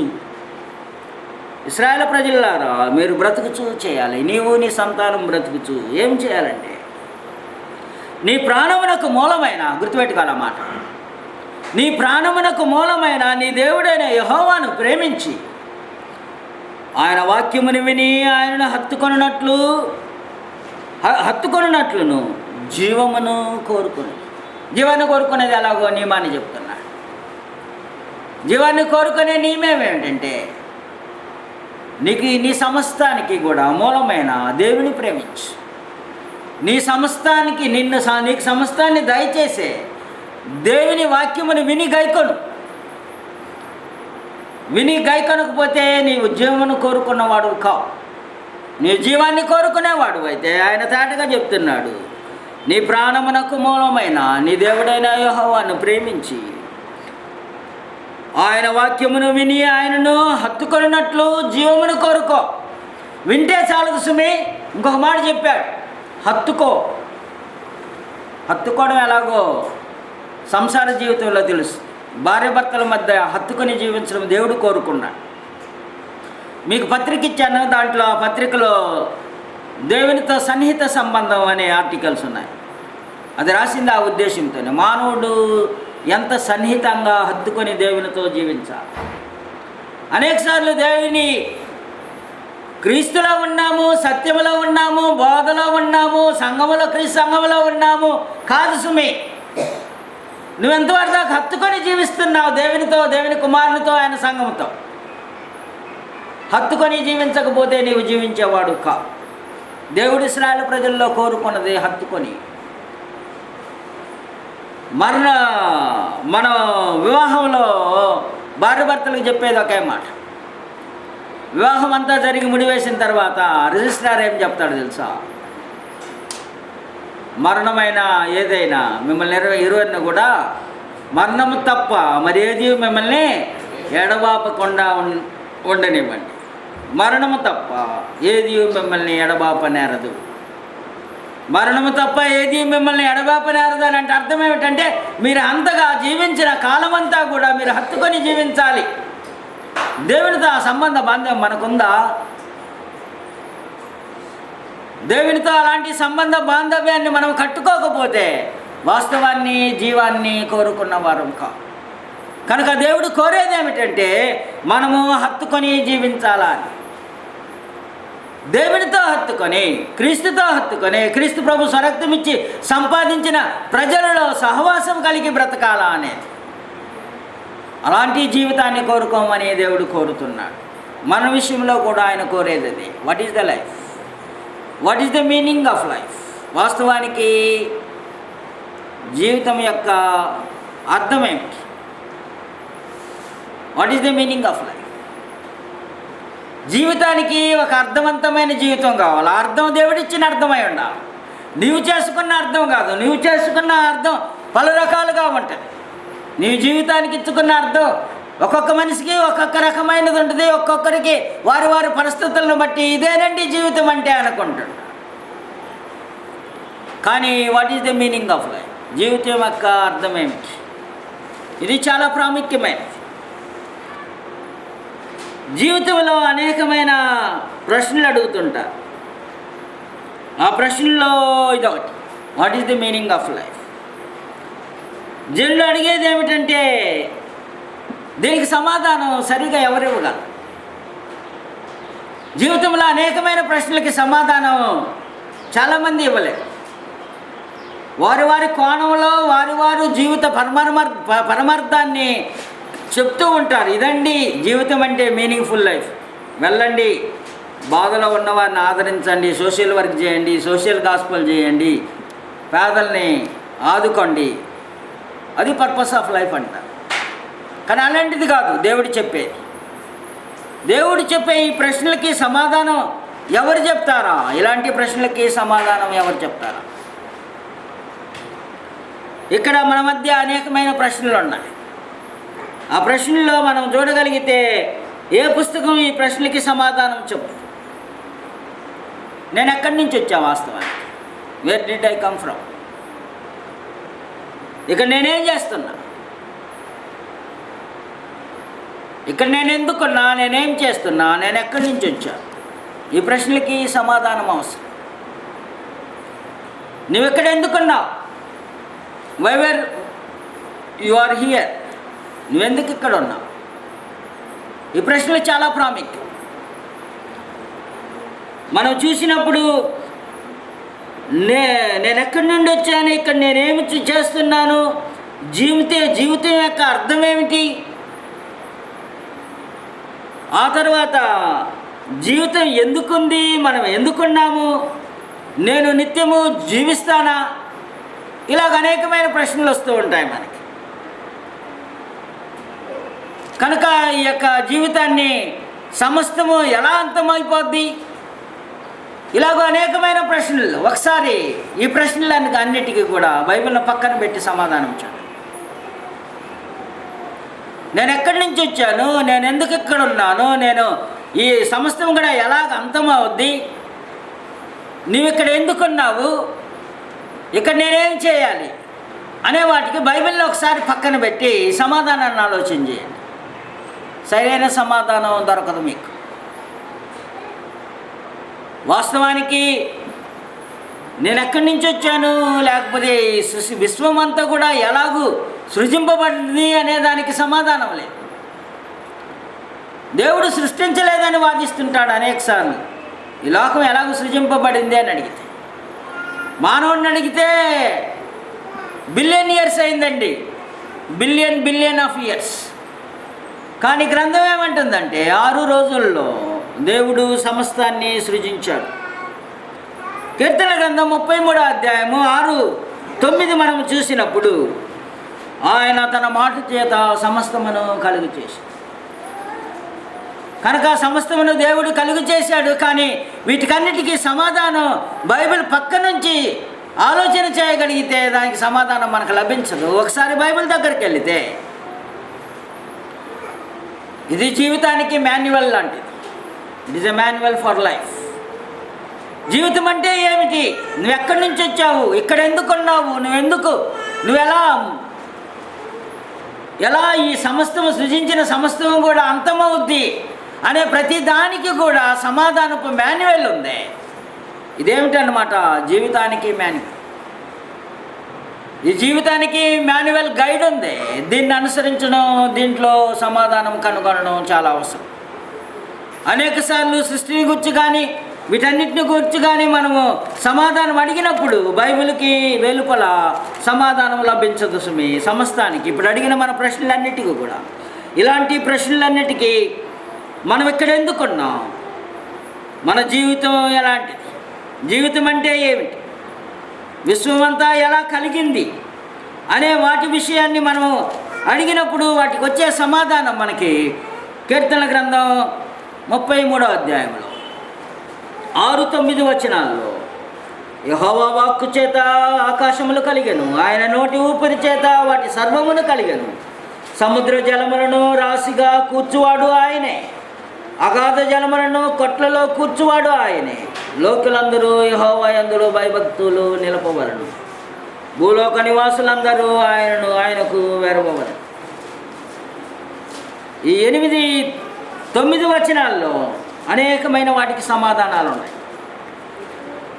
ఆయన మాట సెలవేయగా దాని ప్రకారం ఆయన ఆజ్ఞాపింపగానే కార్యము స్థిరపరచబడింది. మానవుడు భూమి మీద ఎందుకు ఉండాలో ఆయన తేటగా తెలియజేశారు. లోకులందరూ యెహోవా యందు భయభక్తులు నిలపవలెను. ఆయన ఆజ్ఞాపింపగా కార్యము స్థిరపరచబడింది. భూలోక నివాసులందరూ ఆయనకు వెరవాలి. లోకులందరూ, భూలోక నివాసులందరూ కూడా ఆయనకు భయపడి వెరవలను అనే దృష్టిని ఈ లేఖనంలో మనకు కనిపిస్తూ ఉంటుంది. అంత మాత్రమే కాదు, సృష్టి అంతటినీ తన మాట చేత కలుగు చేశాడు. వెలుగు కలుగును గాక అంటే కలిగింది. కనుక ఆయన తన మాట చేత సమస్తమును కలుగు చేసినవాడు. ఈ ప్రశ్నలకన్నిటికీ సమాధానం బైబిల్కి వెలుపల మనం ఎక్కడా కూడా వెతకలేం. అంత మాత్రమే కాదు, అనేకులు సృష్టిని గురించిన వాదనలో పడేవారు. వారు ఇచ్చిన వాదన ఏమిటో తెలుసా? 6 దినాలలో సృష్టి అంతటిని కూడా దేవుడు కలుగు చేసి 7వ దినాన విశ్రాంతి పొందారని చెప్తే నమ్మరు. 6 రోజులే చేయాలా? దేవుడు 1 రోజులే చేయలేడా? చేయగలడా? చేయలేడా? చేయగలడు. ఆయన చేయడానికి శక్తిమంతుడే. ఎందుకు 6 రోజుల్లో చేసి 7వ రోజున విశ్రాంతి పొందారా? అలాగెందుకు చేశాడా ఒకసారి ఆలోచన చేయండి. వాస్తవానికి ఆదికాండం ధర్మశాస్త్రానికి పరిచయ గ్రంథం. ధర్మశాస్త్రానికి పరిచయ గ్రంథంగా రూపుదిద్దుతున్న ఆరంభాలను గురించి చెప్తున్న దేవుడు మానవులు కాలాల్ని అనుసరించడానికి పునాది వేశాడు.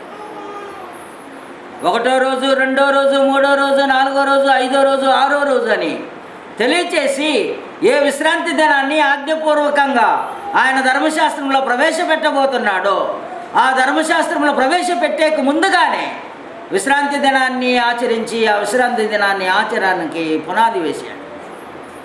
దీనికి మంచి వ్యాఖ్యానం నిర్గమకాండం 20వ అధ్యాయం. మీరు నిర్గమకాండం 20వ అధ్యాయం 11వ వచనంలో 6 దినాలను గుర్చిన పరిశుద్ధాత్మని యొక్క వ్యాఖ్యానం మనం చూడవచ్చు. లోకంలోని వ్యాఖ్యాన్ని మనం చూడవలసిన అవసరం లేదు. 1వ అధ్యాయము 1వ వచనంలో 6 దినాల యొక్క సృష్టి కార్యాన్ని గుర్చిన వ్యాఖ్యానం మనకి 20వ అధ్యాయము నిర్గమకాండంలో పరిశుద్ధాత్మని యొక్క వ్యాఖ్యానం కనిపిస్తూ ఉంటుంది.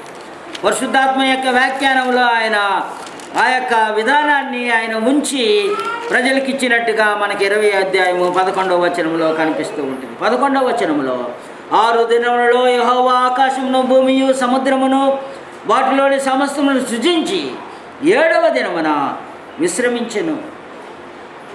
అందుచేత యెహోవా విశ్రాంతి దినమును ఆశీర్వదించి దానిని పరిశుద్ధపరచెను. కనుక ఆదికాండానికి వ్యాఖ్యానం మీకు కావాలా? 6 రోజుల బిలియన్ సంవత్సరాల అని అడిగితే దానికి వ్యాఖ్యానం పరిశుద్ధాత్ముడు 20వ అధ్యాయంలో 11వ వచనంలో తేటగా ఉంచేశాడు.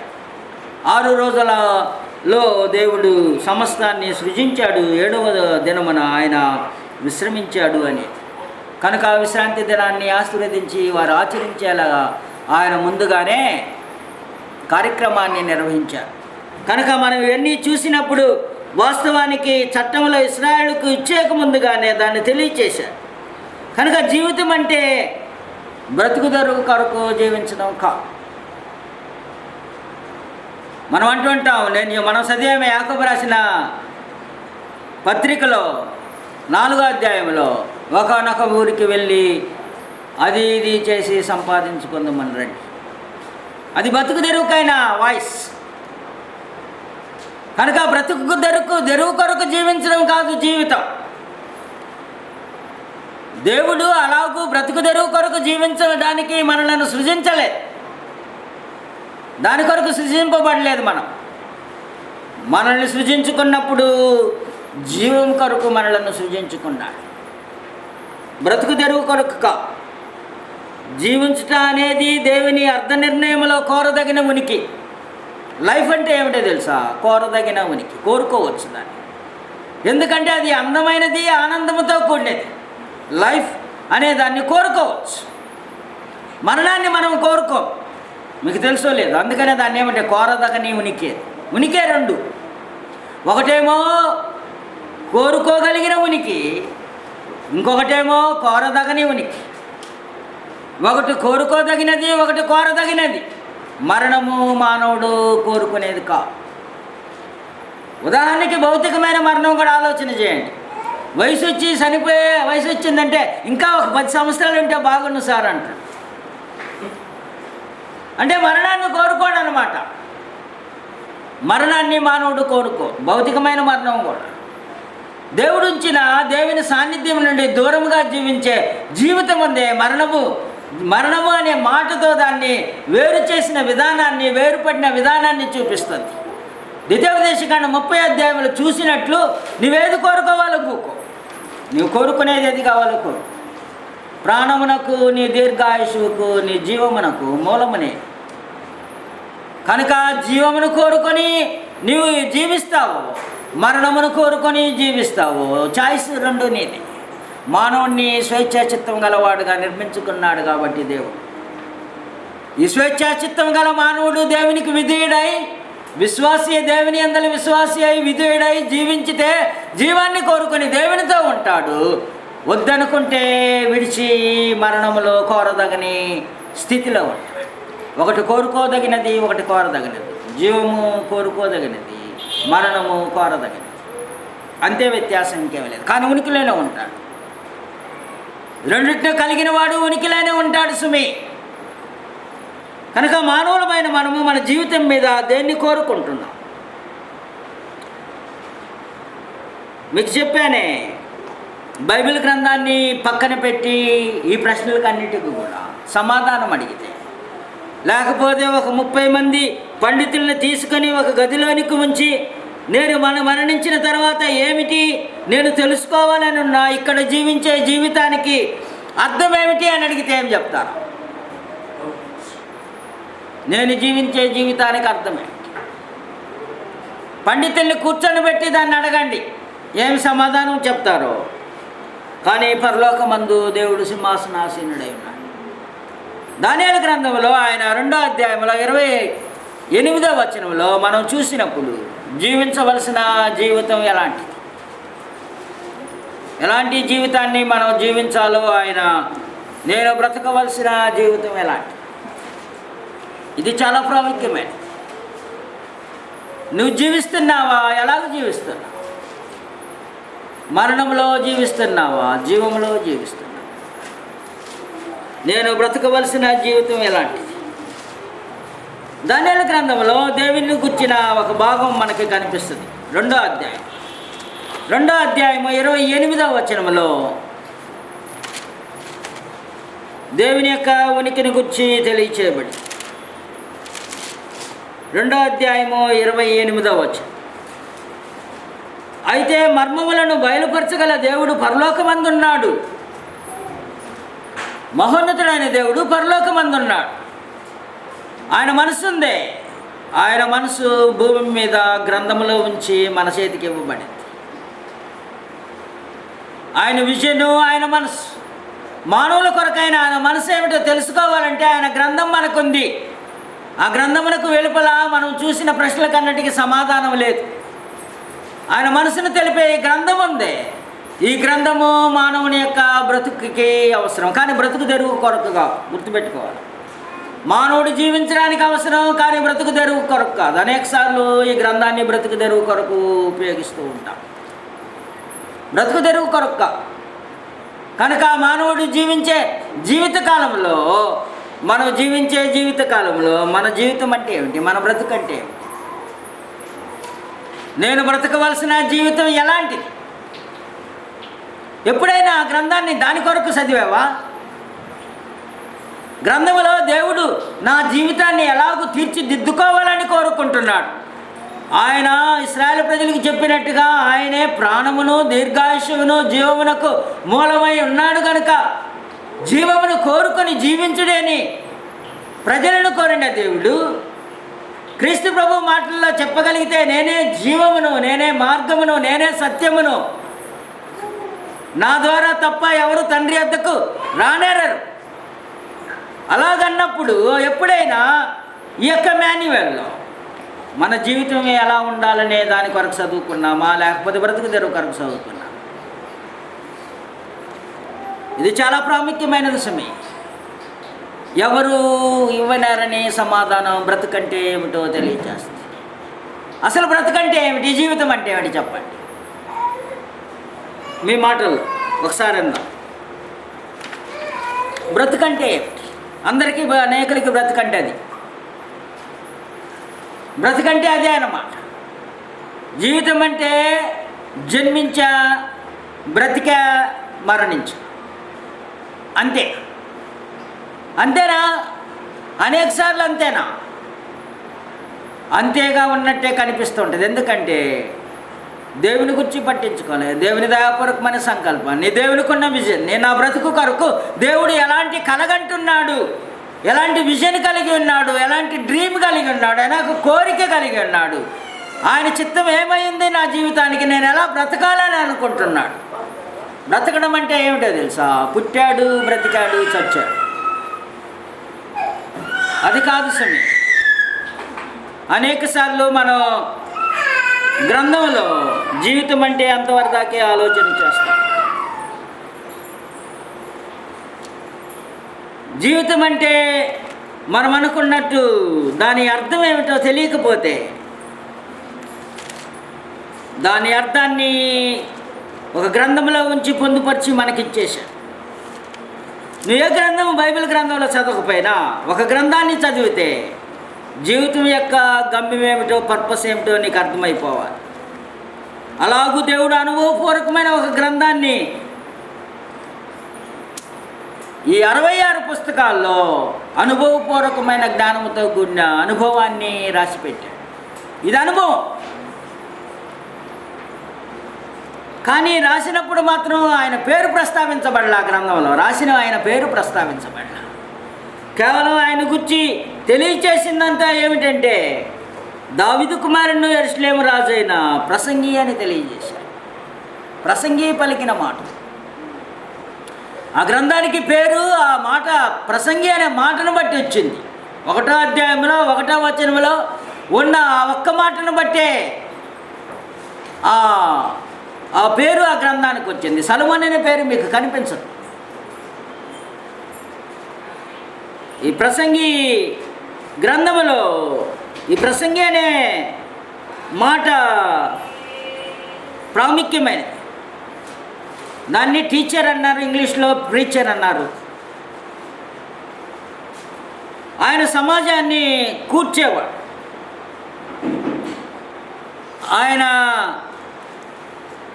సమాజాన్ని కూర్చి ఆయన బోధిస్తూ ఉండేవాడు, ఉపదేశిస్తూ ఉండేవాడు. అందుకనే ప్రసంగి అని అన్నారు. హీబ్రూ పదములో ఒక మాట మనకు కనిపిస్తుంది ఇక్కడ, కొహెలే అనే మాట.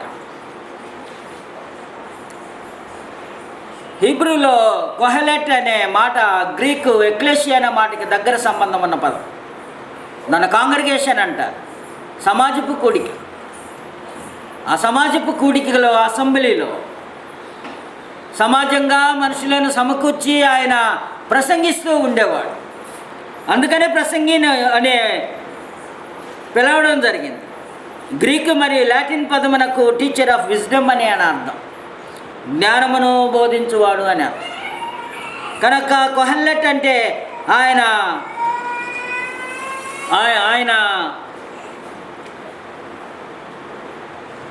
జనులతో సంబోధిస్తూ మాట్లాడేవాడు. దావీదు కుమారుడైన యెరూషలేముకు రాజు అయి ఉండి ప్రసంగి పలికిన మాటలు అని అన్నప్పుడు ఆయన సమాజాన్ని కూర్చి వారితో తన యొక్క జ్ఞానాన్ని పంచుకునేవాడు. వాస్తవానికి సొలొమోను 3 గ్రంథాలు రాశారు. ఇంతకుముందు చెప్పా, మీకు తెలుసు కూడా. పరమగీతములు యవ్వన వయసులో ప్రేమను గురించి రాసింది. సామెతల గ్రంథము మధ్య వయసులో శ్రమను గురించి, నిద్రపోవద్దు సోమరి, సీమల దగ్గరికి వెళ్ళి పాఠం నేర్చుకునే రూపంలో సామెతలు రాసింది మధ్య వయస్కుడైన ఉన్న సందర్భంలో. శ్రమపడు, శ్రమ వల్ల నీవు ఆనందిస్తావు, సంతోషిస్తావు, నీ కష్టార్జితం విస్తరిస్తుంది అని యవ్వనుడుగా రాసిన సామెతల గ్రంథం యవ్వన వయసులో రాసింది. వృద్ధాప్యంలో రాసింది ప్రసంగి గ్రంథం. అనుభవంతో అనుభవ జ్ఞానం కలిగి వృద్ధాప్యంలో ఆయన ముసలితనంలో ఆయన మాటలు ఎలా కనిపిస్తుంటాయంటే నిరాశవాదిగా ఉన్నట్టు కనిపిస్తుంటాయి. జీవితం అంటే ఏమిటా అని తెలుసుకోవడానికి ప్రయత్నించిన వాడు. నీకు తెలియకపోతే ఆయన అనుభవంలోనికి ఒకసారి ఆయన గ్రంథాన్ని చూసి ఆయన అనుభవంలోనికి వెళ్ళు, నీకు అర్థమవుద్ది జీవితం అంటే ఏమిటి. భూమి మీద జీవించే భక్తిహీనతతో కూడిన జీవితం అంటే ఏమిటో తెలుసా? ఆయన చెప్పిందంతా దేవుడు లేని జీవితం. దేవుడిని పక్కన పెట్టేసి నీ జీవితం అంతా కాలం అంతా జీవించి ఎలా ఉంటుందో చూడు. దేవుని పక్కన పెట్టేసి, దేవుని నియమాన్ని పక్కన పెట్టేసి, దేవుని సూత్రాలను పక్కన పెట్టేసి, దేవుడు నన్ను ఎందుకు సృజించాడో ఆ యొక్క విజన్ లేకుండా నీ బ్రతుకంతా బ్రతుకుతూ ఉంటే అది శూన్యం సుమే. ఆయన ఏమంటాడో తెలుసా? అలాంటి బ్రతుకు ఏమంటాడంటే హెబ్రీలో హెబెల్ అనే మాట వ్యర్థము అని. కానీ ఎన్ఐవిలో మంచిగా తర్జుమా చేశారు. ఎన్ఐవిలో ఆయన తర్జుమా మీనింగ్లెస్ అన్నమాట.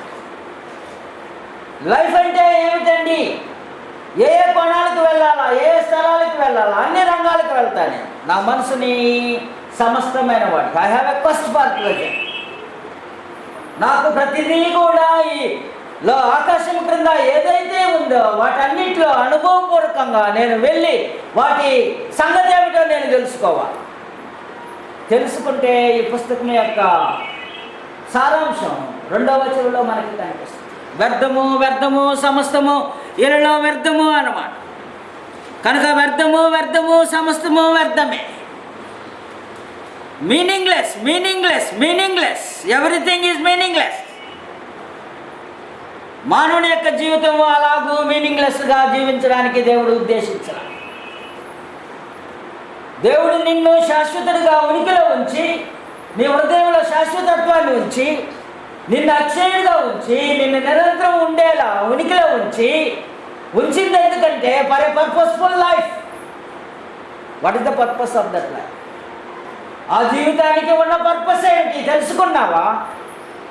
తెలుసుకోకపోతే ప్రసంగి దగ్గరకు వెళ్ళు, తెలియజేస్తా. జీవితము వ్యర్థంగా గడిపే. ఈ మాటకి మీనింగ్లెస్ అనే మాటకి 2 భావాలు కనిపిస్తాయి, చాలా ప్రాముఖ్యమైన భావాలు. ఈ 2 భావాలు మనము చూడవలసిన అవసరం ఉంది. ఈ 2 భావాల్ని మనం చూసేక ముందుగా హెబ్రీలో హెబెల్ అనే పదాన్ని వ్యర్థమని, మీనింగ్లెస్ అని తర్జుమాలు చేయబడ్డాయి.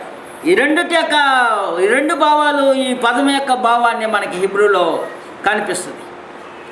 హీబ్రూలో కనిపించే ఫ్లీటింగ్ అండ్ టఫ్ గ్రాస్ప్, దానికి అర్థం ఏంటంటే వ్యర్థము లేకపోతే మీనింగ్లెస్ అని అన్నాడే. దానికి 2 భావాలు ఉన్నాయి. ఒక మాటకి ఫ్లీటింగ్, ఇంకొకటి దానికి అర్థం tough grasp.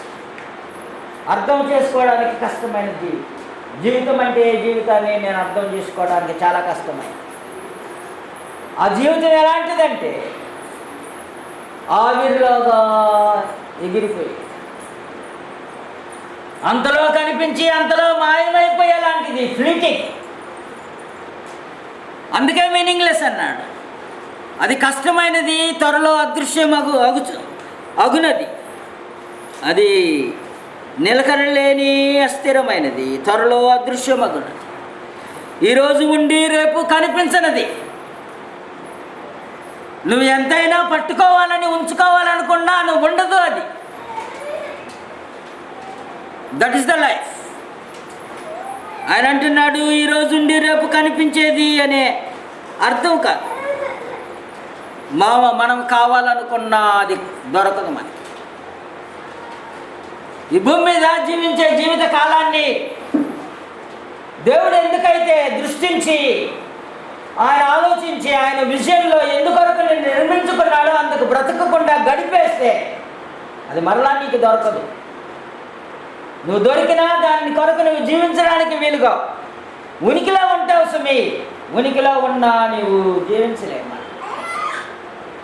It will become fleeting and tough to grasp. దాన్ని పట్టుకోలేవు బలవంతం, దాన్ని నీ స్వాధీనంలో ఉంచుకోలేవు, అది నీ చేయి జారిపోదు. ఆ జారిపోక ముందు నీ జీవితానికి ఒక ఉద్దేశంతో బతుకు. వాట్ ఇస్ ద లైఫ్ తెలుసుకొని బతుకు. జీవితం అంటే ఏమిటో తెలుసుకో, జీవితం యొక్క ఉద్దేశం ఏమిటో తెలుసుకో. దేవుడు నిన్నెందుకు ఉనికిలో ఉంచాడో, నిరంతరం ఉనికిలో ఎందుకు ఉంచుతూ ఉన్నాడు. నీవు బ్రతికి చెల్లించి ఉనికి కలిగి ఎందుకున్నావో ఆలోచన చెయ్యి. దేవుడు తన గ్రంథంలో ఉంచిన మానవుని యొక్క జీవితం యొక్క అర్థాన్ని తెలుసుకోకుండా బ్రతికితే ఇట్ ఈస్ మీనింగ్లెస్. అది వ్యర్థంగా ఉంటుంది, అర్ధరహితంగా ఉంటుంది. అది గ్రహించుటకు చాలా కష్టమైనది, త్వరలో అదృశ్యమగునది, గ్రహించడానికి కష్టమైనది. అది త్వరలో గతించిపోద్ది, గ్రహించడానికి కష్టమైనది. కనుక it is tough to grasp. దేవుడు మనలను ఆత్మీయులుగా నిర్మించాడు. We're spiritual living beings. మనం ఎవరికో తెలుసా? ఆత్మ సంబంధంగా సజీవమైన ఉనికి కలిగి ఉన్నవారు. ఆత్మ సంబంధమైన సజీవమైన ఉనికి కలిగిన మనము దేవుడు ఎందుకు నా జీవితాన్ని భూమి మీద ఉంచాడా, ఎందుకు నిర్మించుకున్నాడా అనేది తెలియకుండా జీవితాన్ని గడిపేస్తే జీవితం అంటే పుట్టాను, పెరిగాను, గిట్టాను కాదు. It is a purpose of God. దేవుని యొక్క ఉద్దేశం, దేవుని యొక్క విజన్ దానికి ఉందా? అసలు దేవుడు ఎందుకు నిన్ను నిర్మించి ఎలాంటి జీవితం కొరకు సృష్టించుకున్నాడో ఆయనలోని విజన్ ఎప్పుడైనా నువ్వు తొంగి చూసావా? తన గ్రంథంలో ఆయన లిఖించి ఉంచాడు. దాన్ని తొంగి చూసి ప్రయత్నంతో పట్టుకోవడానికి ఆలోచన చేశావు. ఆయన అంటున్నాడు, నీ జీవిత కాలమందు నీకు ఇష్టం వచ్చినట్టు చెయ్యి, కానీ ఒకానొక రోజు నువ్వు లెక్క చెప్పాలి. కేవలం ప్రసంగి గ్రంథంలో మాత్రమే కాదు, క్రొత్త నిబంధనలో లూకా రాసిన సువార్త 16వ అధ్యాయం 25వ వచనంలో మనం చూసినప్పుడు ఆయన ఈ సందర్భంలో ప్రభు వారు ఈ విషయాన్ని మనకి తెలియచేస్తున్న 16వ అధ్యాయంలో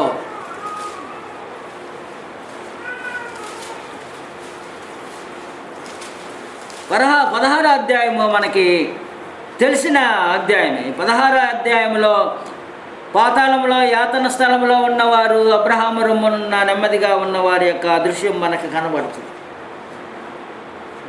ధనవంతుడైన వాడు ఊదారంగపు బట్టలను సన్ననార వస్త్రములను ధరించుకున్నవాడుగా కనిపిస్తుంటాడు. లాజరు దరిద్రుడిగా కనిపిస్తుంటాడు. భూమి మీద వారు బ్రతికిన జీవితం ఎలాంటిదో మీకు తెలుసు. ఆ కథ చెప్పాలనుకుంటే చెప్పేస్తాను. తెలిసిన కథ ఇది, నేను మరలా చెప్పాల్సిన అవసరం లేదు. లాజరు అనే దరిద్రుడు ఉన్నాడే, వాడు కురుపులతో నిండిన వాడై ధనవంతుని ఇంట బల్ల మీద నుండి పడే రొట్టె మొక్కలతో ఆకలి తీర్చుకుంటున్నవాడు. దరిద్రుడై చనిపోయాడు. భూమి మీద దరిద్రుడే, కానీ పరలోకంలో ధనవంతుడు. భూమి మీద దరిద్రుడైన వాడు పరలోకంలో ధనవంతుడిగా జీవించడానికి అవకాశం కలిగిన జీవితం ఉంది భూమి మీద జీవించేటప్పుడు. భూమి మీద ధనవంతుడు, పరలోకంలో దరిద్రుడయ్యాడు. ఎంతగా దరిద్రుడయ్యాడు తెలుసా? బొటన వేలంత నీటికి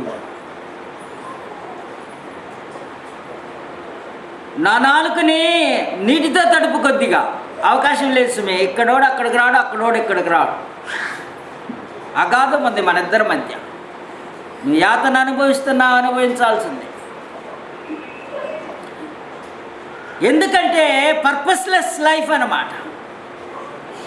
దేవుడు ఎందుకు మానవుని నిర్మించాడో అలాంటి జీవితాన్ని జీవించకుండా దేవుని ఉద్దేశాన్ని మర్చిపోయి జీవితం యొక్క గమ్యం ఏమిటో అర్థమేమిటో తెలుసుకోకుండా మీనింగ్లెస్ లైఫ్ జీవించడం వల్ల వచ్చిన యాతన. ఈ సందర్భంలో పాతాళములో బాధపడుచు కనులెత్తి దూరం నుండి అబ్రహాము రొమ్మున లాజరును చూసి, తండ్రివైన అబ్రహామా, నా యందు కనికరపడి తన వేలి కొనను నీళ్ళలో ముంచి నా నాలుకను చల్లార్చుటకు లాజరును పంపు, నేను అగ్నిజ్వాలలో యాతన పడుచున్నా.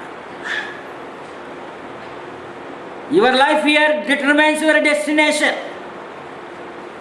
ఇక్కడ జీవించే జీవితం నీ గమ్యాన్ని తీర్చిదిద్దుతుంది సుమే. నీ గమ్యం ఏమిటో ఎలా ఉంటుందో ఇక్కడే నీకు తెలుసు. నువ్వు పరీక్షించుకోగలిగితే దేవుని గ్రంథములో నీ గమ్యం ఎలాగుంటుందో, నువ్వు ఇక్కడెక్కడ ఎవరితో ఉన్నావో ఆలోచన చేస్తే, నీ ఉద్దేశం, నీ జీవితం యొక్క ఉద్దేశాన్ని ఆలోచన చేసి పరిశీలించుకుంటే నీ గమ్యాన్ని నువ్వు ఇక్కడే కనుగొనగలవు. You can determine your destination here in this life. ఈ జీవితంలోనే, ఇక్కడ జీవిస్తున్న దినాలలోనే నీ జీవిత గమ్యాన్ని తెలుసుకోవడానికి అవకాశం ఉంటుంది సుమే. లాజరు కనికరు పడమని కోరిన ఆ ధనవంతుడి దగ్గర నీళ్లు పంపించడానికి అవకాశం ఉండేది కాదు. ఆయన మనం చూసినప్పుడు అగ్నిజ్వాలలో యాతన పడుతున్నాడు కాబట్టి ఆయనకి ఇచ్చిన సమాధానం ఏమిటో ఒకసారి 25వ వచనం చూడండి. లూకా రాసిన సువార్త 25వ వచనంలో మనం చూసినప్పుడు, కుమారుడా నీవు నీ జీవితకాలమందు, అదనమాట, కుమారుడా నీవు జీవితకాలమందు నీకు ఇష్టమైనట్టు సుఖమును అనుభవించుతివి, అలాగుననే లాజరు కష్టమును అనుభవించనని జ్ఞాపకం చేసుకొనుము. ఇప్పుడైతే వాడు ఇక్కడ నెమ్మదిని పొందుతున్నాడు, నువ్వు యాతన పడుతున్నావు. కనుక ఏం చెప్తున్నాడు అన్నమాట, నీ జీవితకాలం అంతయు నీకు ఇష్టం వచ్చినట్టు నువ్వు బ్రతకడానికి నీకు అధికారం లేదు.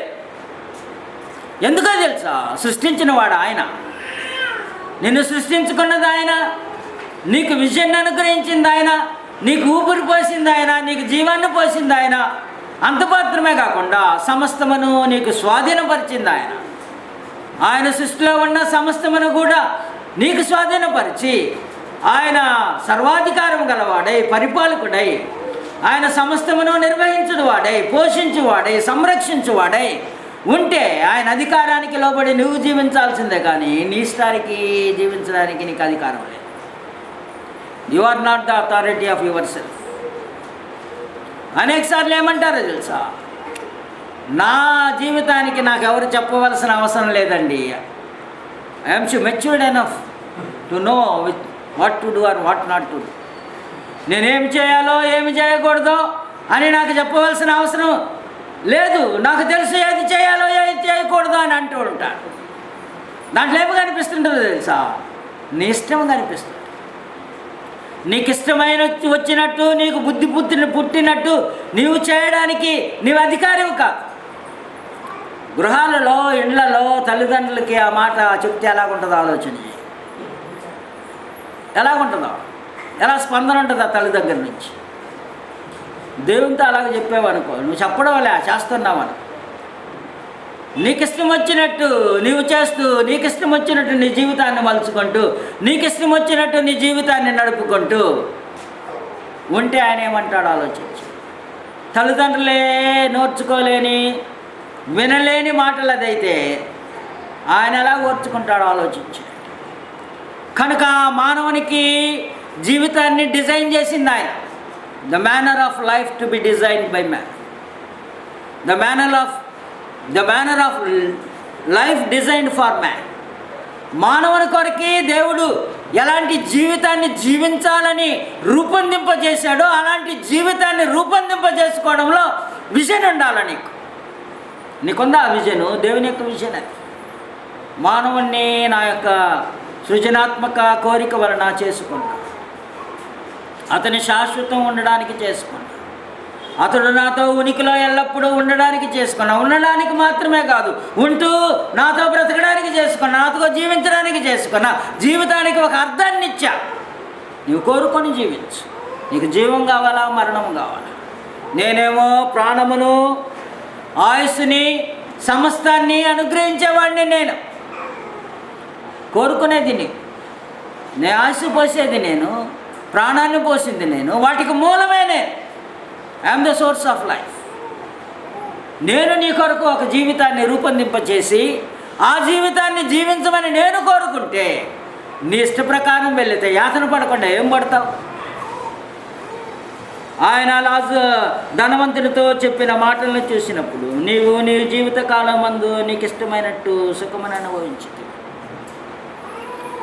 నీ ఇష్టం వచ్చినట్టు జీవించడానికి నీ జీవితం మీద నువ్వు అధికారి కాదు. వాస్తవానికి ఆయన చేస్తే, ఆయన సృజిస్తే సృజింపబడినవాడు. అలాగే ఎప్పుడైనా ఆలోచన చేసావా? దేవుడు నన్ను కలుగు చేసిన వాడు.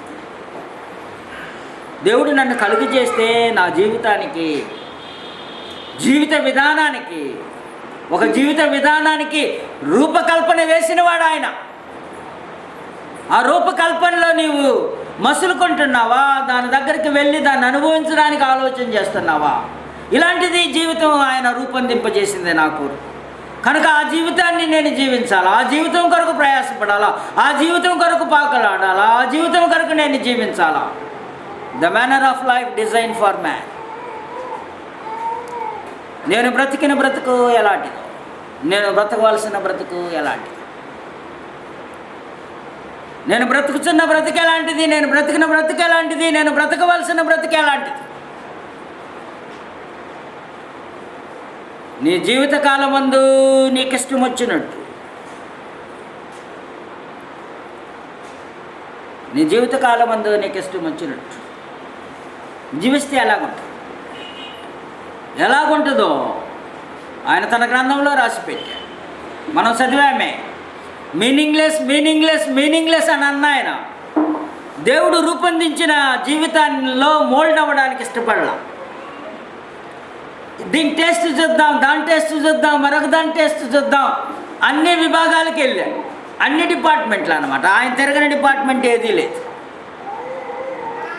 ఆయన ఏదైనా విడిచిపెట్టాడు. ఆకాశం క్రింద ఉండే వాటి వలన వేటిని నేను సూర్యుని క్రింద నరులు పడుచుండ పాటు అంతటి వారికి కలుగుతున్న లాభమేది. I want to see that profit. అనేకులు బిజినెస్ చేసేటప్పుడు అంటూ ఉంటారు. ఏమంటారంటే, నన్ను కూడా పార్ట్నర్గా చేసుకోండి, నాకు కొంత లాభం వస్తే బాగుంటుంది. ఈయన జీవితపు గమనంలో, ఆయన జీవన శైలిలో లాభం పొందడానికి చూశాడు.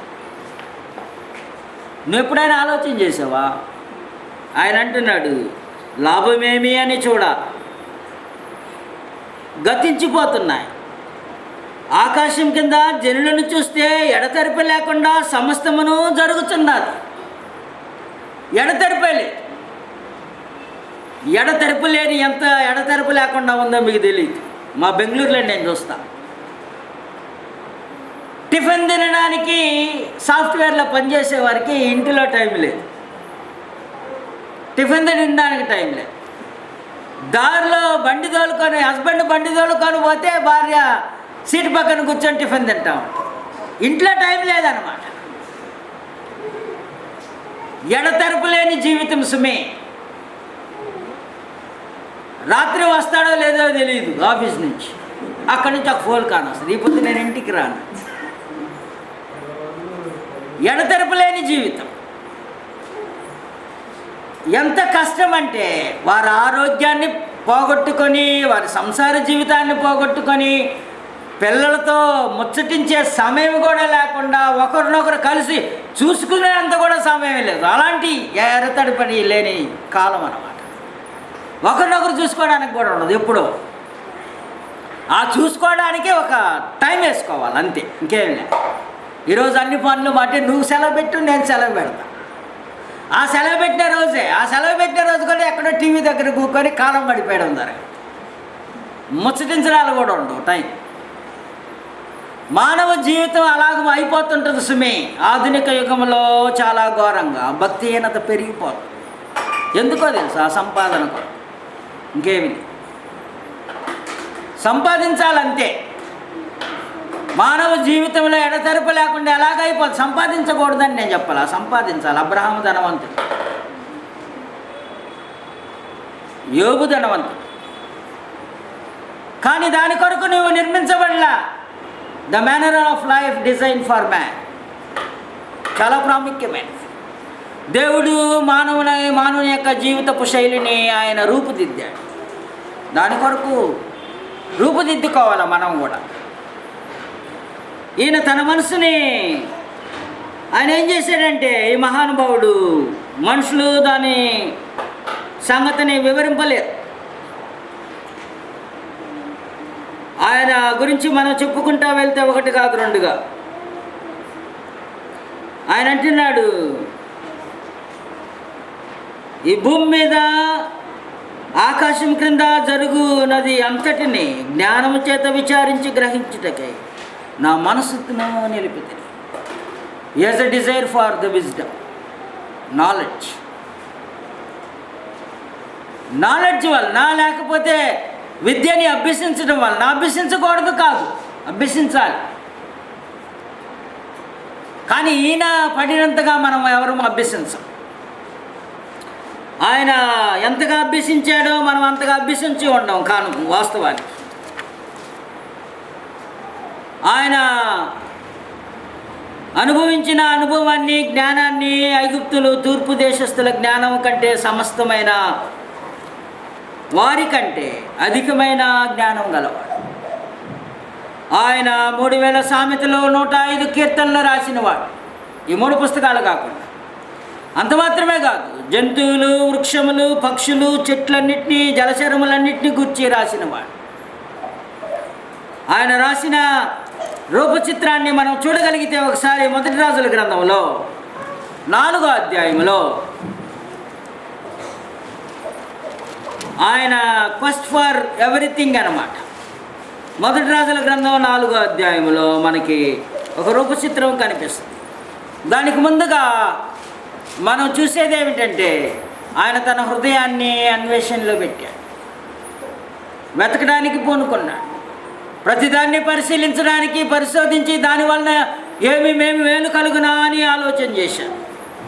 ఏం మేలు కలుగుద్దా అని ఆలోచన చేసి ఆయన జ్ఞానం దగ్గరికి వెళ్ళాడు. జ్ఞానం దగ్గరికి వెళితే దేవుడు ఆయనకి జ్ఞానమును, బుద్ధిని, వర్ణింపశక్యము కాని వివేకమును, మనసును దేవుడు దయచేశాడు. వర్ణింపశక్యము కాని జ్ఞానం. వర్ణింపశక్యం కాదంటే ఇంకా దానికి మరలా మాటలు లేవు. సొలొమోనునకు కలిగిన జ్ఞానము తూర్పు దేశాల జ్ఞానము కంటేనో, ఐగుప్తుల దేశముల జ్ఞానం కంటేనో అధికమైనది. సమస్తమైన వారి కంటే ఆయన జ్ఞానము మించినది. అతని కీర్తి చుట్టూనున్న జనములన్నిటిలో వ్యాపించింది. ఆయనకు కీర్తి ఎంతవరకు దాకా వ్యాపించిందా అని, అలాగూ ఆయన జ్ఞానం వ్యాపించింది. అంత మాత్రమే కాదు, ఆయన 3000 సామెతలను, 1005 కీర్తనలను, నేను చెప్పినట్టుగా అనేకమైన వాటి యొక్క పుట్టుపూర్వోత్తరాల్ని రాసినవాడు. అతని జ్ఞానపు మాటలు తెలుసుకున్నట్టుకై అతని జ్ఞానమును గుర్చి వినిన భూపతులందరి నుండి, జనులందరి నుండి మనుషులు సొలొమోనునద్దకు వచ్చుచు ఆయన జ్ఞానాన్ని శోధించడానికే వచ్చినవాడు. మీకు తెలుసు షేబా దేశపు రాణి. ఆయన జ్ఞానమును శోధించి, ఆయన సంపదను, ఆయన కీర్తిని కళ్ళారా చూసి, అభినందించి, కానుకలనిచ్చి వెళ్ళిపోయిన సంగతి మీకు తెలుసు. కనుక ఆయన క్వెస్ట్ ఫర్ దే నాలెడ్జ్ అన్నమాట. ఆమెకి ఆయనకున్న నాలెడ్జ్ ఏమిటంటే అంతింత కాదు. ఆయన ప్రశస్తమైన వాటి విషయంలో మాత్రమే కాకుండా తన జ్ఞానంలో మొట్టమొదటిగా అధికంగా హెచ్చింపబడినవాడు. ఒకసారి మీరు ప్రసంగి గ్రంథము 1వ అధ్యాయంకి వెళితే 12-18 వచనాలు చూద్దాం. 1వ అధ్యాయము, ప్రసంగి గ్రంథం 1వ అధ్యాయము 12వ వచనంలో, ప్రసంగినైన నేను యెరూషలేమునందు ఇశ్రాయేలు మీద రాజునై ఉంటిని. ఆకాశం క్రింద జరుగునది అంతటినీ జ్ఞానం చేత విచారించి తెలుసుకున్నట్టుకై నా మనసు నిలిపితిని. వారు దీని చేత అభ్యాసము నందవలెనని దేవుడు మానవులకు ఏర్పాటు చేసిన ప్రయాసము బహు కఠినమైనది. సూర్యుని కింద జరుగుతున్న క్రియలన్నింటినీ నేను చూసి తిని, అవి అన్నీ వ్యర్థములే, అవి ఒకడు గాలికై ప్రయాసపడినట్టువి. కనుక ఏమంటున్నాడు? గాలికి ప్రయాస. వంకరగానున్న దానిని చక్కపరచ శక్యము కాదు. లోపము గలది లెక్కకు రా. యెరూషలేమునందు నాకు ముందున్న వారి కంటే నేను చాలా ఎక్కువగా జ్ఞానము సంపాదించి తిననియు, జ్ఞానమును విద్యను నేను పరిపూర్ణముగా అభ్యసించి తిననియు నా మనసులో నేను అనుకుంటుని. నా మనసు నిలిపి జ్ఞానాభ్యాసమును వెర్రితనమును మతిహీనతను తెలుసుకొనుటకై ప్రయత్నించి తిని, అయితే ఇది గాలికి ప్రయాసపడుటే అని తెలుసుకోండి. ప్రయాస అంతా ఏమిటా? మీనింగ్లెస్, ఇంకేమీ లేదు. గాలికి ప్రయాస అంటే అదే మీనింగ్లెస్. కనుక నీ కోరిక ఏముందో మనకు తెలియదు, కానీ సొలొమోనుకు మాత్రం జ్ఞానాభ్యాసంలో అత్యధికమైన కోరిక ఉంది. అంత మాత్రమేగా ఈ జీవితపు pleasures, the pleasure of this life అంటే ఏమిటో తెలుసా? వాస్తవానికి తన జీవితంలో వెర్రితనం అనగా ఏమిటో చూడాలనుకున్నాడు. ఈ రోజుల్లో నవ్వితే ఆనందం ఉంది అని గ్రౌండ్లో కూర్చొని నవ్వుతుంటారు. విన్నారా లేదు? విన్నారా? మా బెంగళూరులో మాత్రం నేను చూస్తుంటా. గ్రౌండ్లో కూర్చొని నవ్వుతూ ఉంటారన్నమాట. అదొక ఎక్సర్సైజ్ అంట, ఆనందం వాళ్ళకి. ఆర్టిఫిషియల్ నవ్వు అన్నమాట. అది ఎవరో హాస్యం చేస్తే వచ్చేది కాదు, ఆర్టిఫిషియల్ నవ్వు అనమాట. లేకపోయినా నవ్వాలి, నవ్వు రాకపోయినా కూడా నవ్వాలి గ్రౌండ్లో కూర్చొని, అదనమాట. అలాగే చేశాడేమో ఈయన కూడా, మహానుభావుడు. కనుక ఆయన జీవితంలో అయితే నవ్వుతో నువ్వు వెర్రిదానివై, ఏమంటున్నాడా? నువ్వు వెర్రిదాని అంటే గ్రౌండ్లో కూర్చొని వెర్రి పనులు చేస్తున్నారనమాట, ఇంకేమీ లే. అనేక సార్లు మన జీవితంలో నవ్వితే ఆనందంగా ఉంటామండి, కనుక నవ్వుతూ ఉందాం. చూసేవాళ్ళు పిచ్చాడు అనుకుంటారు, తెలియదు. కానీ సంతోషాన్ని గురించి ఆలోచించాడు. సంతోషం సంగతి ఏమిటా? సంతోషంగా ఉందాం, సుఖభోగములతో సంతోషిద్దాం. ద ప్లెజర్ ఆఫ్ లైఫ్ అన్నమాట. కానీ సుఖభోగముల యందు జీవించినది చచ్చినది అని తెలీదు. మనకు ఒక ఆమె కనిపిస్తుంది, ఒక స్త్రీ. మొదటి తిమోతి రాసిన పత్రిక 5లో దాన్ని చూసేక ముందుగా ప్రసంగి గ్రంథం 2వ అధ్యాయము 2-3 వచనాల్లో ఒక విషయాన్ని చూద్దాం, సంతోషాన్ని గురించి. సంతోషముతో నీ చేత కలుగునది ఏది అనియో నేనంటిని. నీ చేత కలిగేది ఏమిటా? నీ వల్ల ఏం కలుగుద్ది? ఆంగ్లంలో ఇది చాలా బాగుంది ఈ వచనం, నాకు నచ్చింది. ఆంగ్లంలో వేసాను, అందుకే. The pressure of life, what use is it? దానివలన ప్రయోజనమేమి? కనుక వాట్ యూజ్ ఈజ్ ఇట్ అన్నమాట. ఏమంటున్నాడంటే దీని చేత కలుగే ప్రయోజనం ఏమిటి అన్నమాట. శరీరాన్ని సంతోషంగా ఉంచుకోవాలనుకుంటాడు, లేకపోతే ప్లెజర్తో పాకులాడుతుంటాడు. కనుక ప్లెజర్ ఆఫ్ దిస్ లైఫ్ ఉంది, అంతెంత ప్లెజర్ కాదు దీనికి. అనేక గొప్ప కార్యాలని చేయడానికి పూనుకున్నాడు. ఆయన బ్రతికిన కాలంలో ఆయన ఆకాశం క్రింద తాము బ్రతుకు దినములంతయు మనుషులు ఏమి చేసి మేలు అనుభవించరో చూడవలనని తలచి, ఏం చేస్తే మేలే అనుభవిస్తారు. The pleasure of this life. ఒక రంగం కాదు నేను చెప్తున్నానే, ఈయన చేయదలుచుకున్న పనులు అంతెంతగా.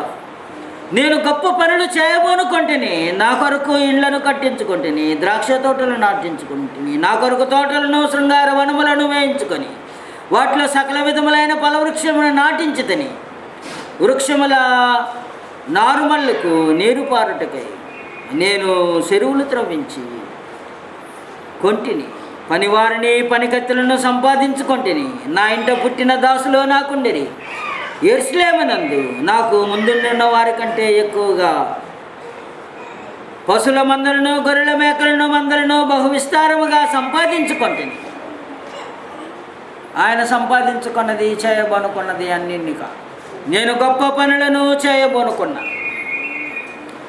కనుక ఆయన కట్టించుకున్న గొప్ప పనులు అంతెంతక. ఆయన కట్టించుకున్న నగరే 13 సంవత్సరాలు, ఆయన దేవుని మందిరమును 7 సంవత్సరాలు, రెండింటిని కలిపితే 20 సంవత్సరాలు. ఆయన కట్టించిన వృత్తాంతాన్ని మీరు చూడాలనుకుంటే ఒకసారి మొదటి రాజుల గ్రంథంలో 7వ అధ్యాయంలో 1వ వచనంలో ఒక వచనం చదువుతా, ఆ తర్వాత దినవృత్తాంతం దగ్గరికి వెళ్తాం. సొలొమోను 13 సంవత్సరములు తన నగరును కట్టించుచూ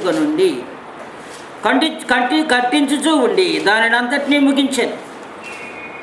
కనుక ఆయన 6వ అధ్యాయం 38వ వచనంలో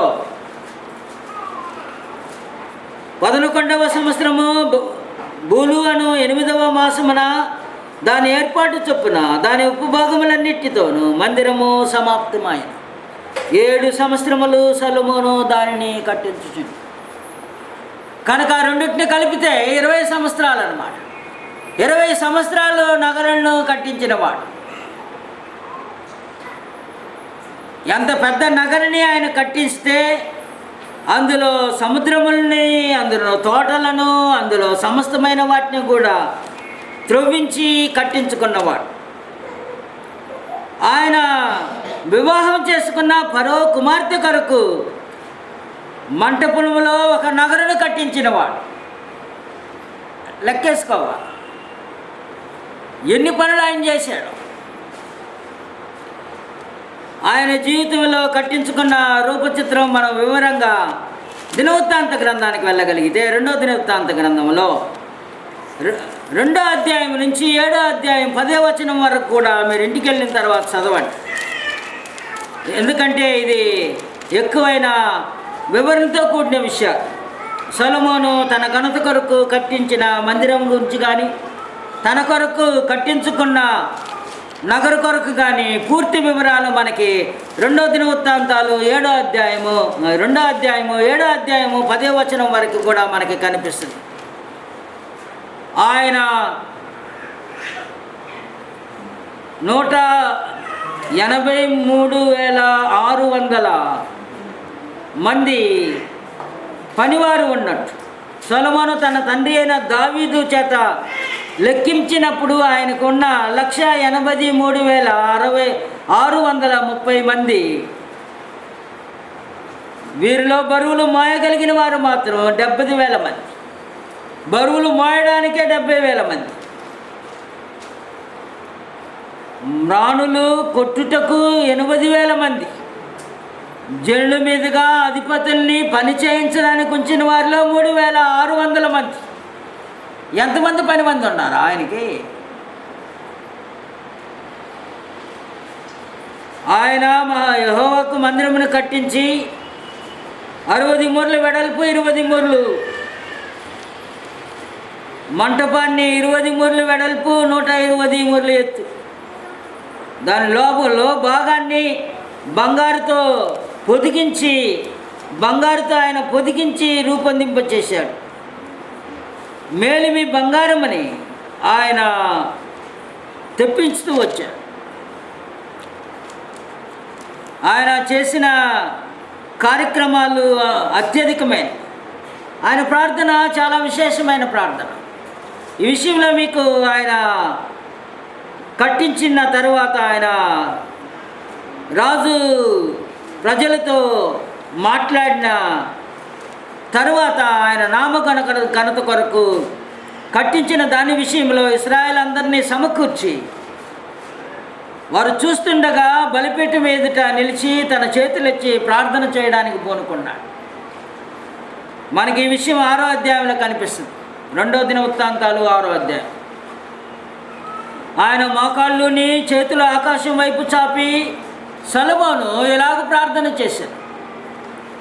యెహోవా ఇశ్రాయేలు దేవా, హృదయపూర్వకముగా నిన్ను అనుసరించు, నీ భక్తులకు నిబంధనను నెరవేర్చు కృపను చూపుతుండు. నీ వంటి దేవుడు ఆకాశమందైనను భూమి అందైనను లేడు. ఎంత సంపదను పొందినైనా ఇంత రాజరికాన్ని కలిగిన మోకాళ్ళు నీ దేవునికి చేతులెత్తు. నీ వంటి దేవుడు మరొకడు లేడు. There is no God none but you.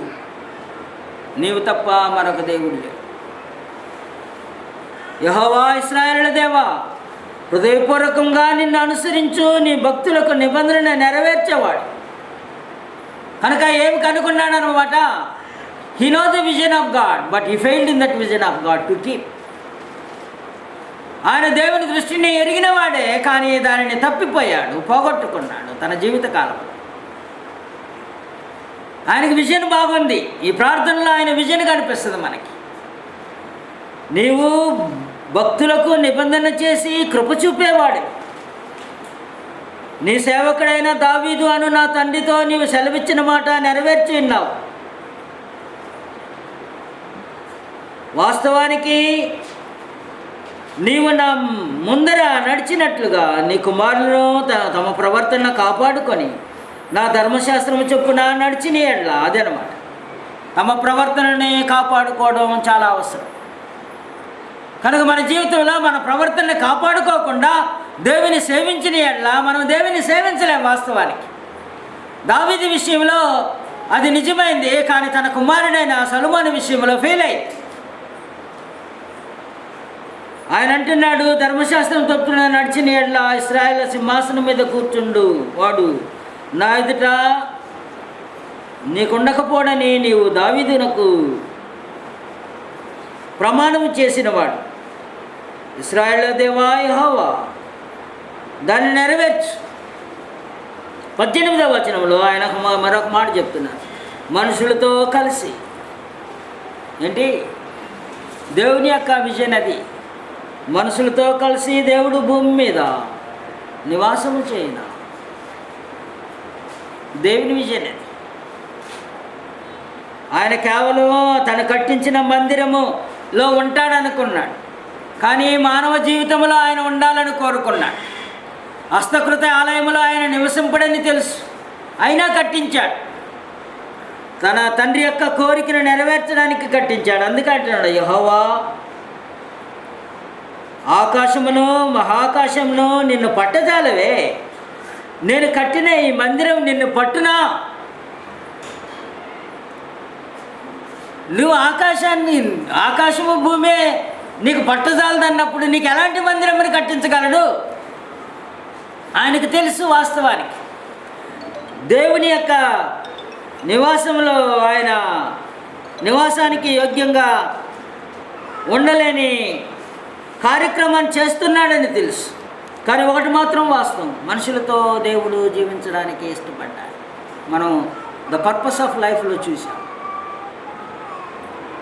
దేవుడు మానవులతో ఎందుకు నివాసం అంటే ఆయనతో ఉంటేనే మానవునికి జీవితం.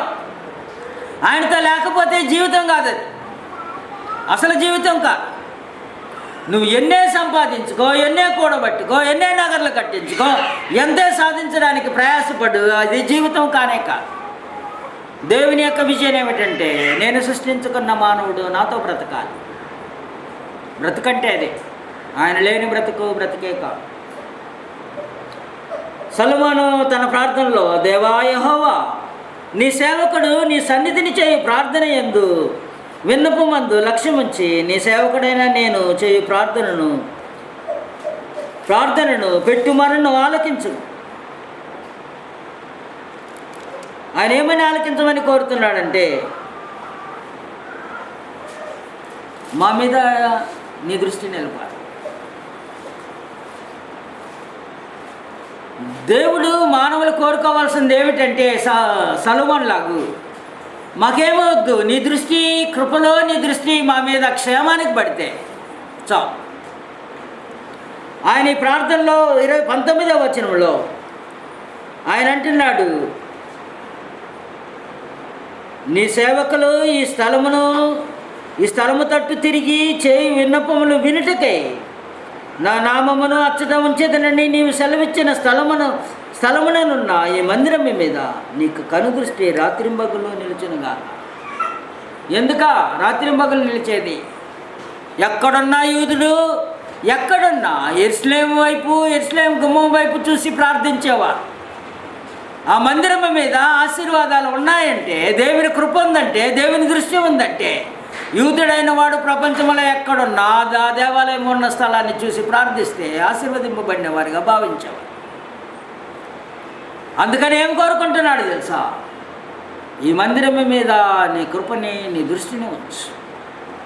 మనం ఎప్పుడైనా మన జీవితం మీద ఆయన కనుదృష్టి కృపరూపంలో మన మీద ఉండాలని ఆశిస్తున్నామా? దేవుడు మనల్ని కోరేది అదే. ఆయన కనుదృష్టి కింద మనం బ్రతకాలని. ఆయన కనుదృష్టి కింద మనం బ్రతుకుతూ ఉంటే ఆయన చెప్పిన విధంగా నీ సేవకుడైనా నీ జనులైన ఇశ్రాయేలులను ఈ స్థలము తట్టు తిరిగి చేయబో ప్రార్థన వలన నీవు ఆలకించుము. ఆకాశమందున్న నీవు నివాస స్థలమందు ఆలకించుము. ఆలకించినప్పుడు క్షమించుము. ఏం కోరుతున్నాడు ఆలోచించి? జీవితాన్ని తప్పిపోయిన వాడే కానీ దేవుని యొక్క విజన్ని కలిగిన వాడు. ఆయనకు తేటగా తెలుసు ఈ మందిరంలో నీవు నివసింపు వాస్తవానికి. ఎందుకంటే నీకు ఇది పట్టజాలు. అయినా నీ నామఘనత కొరకు ఇశ్రాయేలు ప్రజలమైన మేము ఎక్కడున్నా నీ మందిరమును చూసి ప్రార్థించితే నీ కృప మా మీద పడినట్లు, మీ దృష్టి మా మీద పడినట్లు ఈ మందిరం మీద పడని. మేము ప్రార్థించినప్పుడు నీవు వాస్తవానికి ఆకాశమందే ఉన్నావు. ఆకాశమందుండి ఆలకించి మమ్మల్ని క్షమించు. మార్పు కలిగిన హృదయం ఎలాగుంటుందో ఆలోచించు. దేవుని దృష్టిని కలిగి ఉంటే ఆ ప్రార్థన చేయగలిగిన అవకాశం ఉంది. దేవుని దృష్టి లోపిస్తే ఆ ప్రార్థన మనం చేయలేం. తాటగా తెలుసు సొలొమోనుకి, కానీ జీవితపు అనుభవంలో ఫెయిల్ అయిన వాడిగా కనిపిస్తుంటాడు. అనేకసార్లు మనము దేవుని సంకల్పాన్ని తెలుసుకొని ఉంటాం, కానీ జీవితాన్ని ఆయనకు అనుగుణంగా తీర్చకుండా సొలొమోను వలె పతనం చేసుకోవడానికి అవకాశం ఉంది. సంసోను వలె పతనం చేసుకోవడానికి అవకాశం ఉంది. కనుక పతనం చేసుకోకుండా జాగ్రత్త వహించడానికి సొలొమోను యొక్క ప్రార్థనని దేవుడు దాఖలు చేసి ఉంచాడు. నీవు దేవుడు ఏమి కోరుకోవాలని కోరుకుంటావు? ఒకసారి ఆ ప్రార్థనలో తొంగి చూడు. ఆయన మనసులో నుండి బయటకు వచ్చి సొలొమోను జీవితంలో ఆయన చెప్పిన విషయం మీరు 30వ వచనంకి వెళ్ళగలిగితే ఈ భాగంలో, నీవు మా పితరులకు ఇచ్చిన దేశమందు వారు తమ జీవితకాలం అంతయు నీ యందు భయభక్తులు కలిగి. ఏమంటున్నాడా? ఈ వాగ్దాన భూమిలో భయభక్తులు కలిగి జీవితకాలం అంతా జీవించాలి. మన దృష్టి ఎలాగుండాలి సుమే? మన బ్రతుకుకి ఆ పరమార్థం ఉందంటే సొలొమోను మాటల్లో చెప్పగలిగితే మానవ కోటికి విధి. ఈ విధి ఏమిటంటే యెహోవా యందు భయభక్తులు కలిగి ఉండి ఆయన ఆజ్ఞని అనుసరించటే మానవ కోటికి విధి. It is the duty of man. అందుకొరకు డిజైన్ చేశాడు నిన్న వాస్తవానికి. కానీ the manner of life design for man ఏదో తెలుసా? ఆయన దృష్టి మీద ఆధారపడి జీవించడం. ఆయన కృపగల దృష్టి పడినప్పుడు ఆయనను హత్తుకొని చెప్పిన విధంగా, సొలొమోను చెప్పిన విధంగా, నీవు మా పితరులకు ఇచ్చిన దేశమందు వారు తమ జీవితకాలం అంతయు నీ యందు భయభక్తులు కలిగి నీ మార్గములలో నడుచుకున్నట్లుగా వారి వారి హృదయములను ఎరిగి ఉన్నా. నీవు హృదయాలను ఎరిగిన వాడివి. మేము ఎలాగో బ్రతుకుతున్నామో, ఎందుకు బ్రతకాలో అలాగూ బ్రతకకుండా ఉన్నామా? మేము బ్రతుకుతున్నామా? నీవు ఏర్పరిచిన మార్గంలో మేము నడుచుకుంటున్నామా లేదా? మానవుడు నడవలసిన త్రోవలో నడుచుకుంటున్నాడా లేదా? అది నీకు తెలుసు. ఎందుకంటే మానవ హృదయాల్ని ఎరిగిన వాడువు నీవు. మేము బ్రతికిన బ్రతికి ఎలాంటిదో, మేము బ్రతకవలసిన బ్రతికి ఎలాంటిదో తెలుసుకునేవాడు. ఆయన అంటున్నాడు, నీ మార్గములలో నడుచుకున్నట్లుగా మా హృదయములను ఎరిగి ఉన్న నీవు వారు సకల ప్రవర్తనకు తగినట్లుగా ప్రతిఫలము దయచేదుగాక. ఏం ప్రార్థన చేస్తున్నాడు? మా ప్రవర్తన బట్టి మాకు జరుగునుగాక. కనుక నీ జీవితంలో అలాగూ దేవుని విజన్ని కలిగి ఉంటే ఆ విజన్లో ప్రాముఖ్యమైనది ఏమిటో తెలుసా? యెహోవా యందు భయభక్తులు కలిగి ఉండటం. లేకపోతే నీ జీవితం దేవుడు కోరుకున్నట్టు జీవితం కాదు. ఆయన తెలిపినట్లుగా నీవు ఒక్కడవే మానవుల హృదయములు ఎరిగిన వాడివి కదా అని ఏమంటున్నాడు? నీవు ఒక్కడవే మానవ హృదయాలను ఎరిగినవాడు. ఎందుకంటే మానవ హృదయాల్ని మానవుల్లోని ఆత్మని నీవు కలుగు చేసినవాడు. నీకొక్కడికే తెలుసు మానవునికి ఏది అవసరమో తెలుసు, మానవుని జీవితం ఏది అవసరమో తెలుసు, మానవుడు ఎలాంటి ఉద్దేశాన్ని కలిగి బ్రతకాలో తెలుసు. నీకొక్కడికే తెలుసు. నువ్వు ఒక్కడవే మా మీద తీర్పరవై ఉండడానికి యోగ్యుడైన వాడు. కనుక మన జీవితంలో ఆలోచన చేయవలసిన ప్రాముఖ్యమైన విషయం ఏమిటంటే, what is the manner of life that God design for. దేవుడు నీ కొరకు రూపొందింప చేసిన జీవితం ఏంటి? ఆ జీవితాన్ని జీవిస్తున్నావా, లేకపోతే ఇష్టం వచ్చినట్టు జీవిస్తున్నావా? నీకు ఇష్టమైన జీవితం ఏదో ఆలోచించు. నీకు ఇష్టమైన జీవితాన్ని జీవించొద్దు అని అనలా, కానీ నువ్వు ఎలాగో జీవించాలో రూపచిత్రాన్ని చూపించాడు. ఆ రూపులో జీవిస్తే నువ్వు కృప పొందుతావు, దేవుని దృష్టిలో పడతావు. నిన్ను క్షమించగలిగిన వాడు నీకు అండగా ఉండి నిన్ను ఆదరించి నిన్ను హత్తుకొని నీతో జీవిస్తాడు. ఆయనతో నువ్వు జీవిస్తావు. నీవు ఆయనతో, ఆయన నీతో జీవించడమే జీవితం. భూమి మీద కలిగిన వాటన్నిటినీ నువ్వు పోగొట్టుకున్నా ఆయన్ని సంపాదించుకోగలిగితే దానికంటే శ్రేష్టమైనది ఏదీ లేదు సుమి. ఎందుకో తెలుసా? ఇవన్నీ ఆయనవన్నీ నీవే. కనుక ఆయనవన్నీ నీవు కావాలిగా అనుకుంటే నీ కొరకు నా కొరకు దేవుడు డిజైన్ చేసిన లైఫ్ స్టైల్, దాని లైఫ్ స్టైల్ అంట, జీవనశైలి. ఆ జీవన శైలిని మనం అనుసరించాలి. జీవన శైలిని మనం అనుభవంతో గడపాలి. అప్పుడు గడిపినప్పుడే దేవుని కృప మన యందు విస్తరింపబడుతూ ఉంటుంది. కనుక ప్రియమైన వారులారా, మనం జీవించే జీవితం ఏంటి? What is the manner of life we live? What is the manner of life that God design? మనం బ్రతుకుతున్న బ్రతుకం ఎలాంటిది? నేను బ్రతకవలసిన బ్రతుకు ఎలాంటిది? సొలొమోను వలె నీవన్నిటినీ పరిశీలనగా తెలుసుకొని వాటిని అనుభవించడానికి ఆకాశం క్రింద ఉన్న వాటన్నిటినీ కూడా, జ్ఞానాన్ని, ధనాన్ని, భోగాన్ని, సుఖభోగాల్ని అన్నిటినీ అనుభవించడానికి పూనుకున్నా ఆయన చెప్పేది ఒకటే, మీనింగ్లెస్. అలాగూ మన జీవితం మీనింగ్లెస్ కాకూడదు. కనుక సమయమైంది కనుక మరలా వచ్చి కలుసుకుంటాం.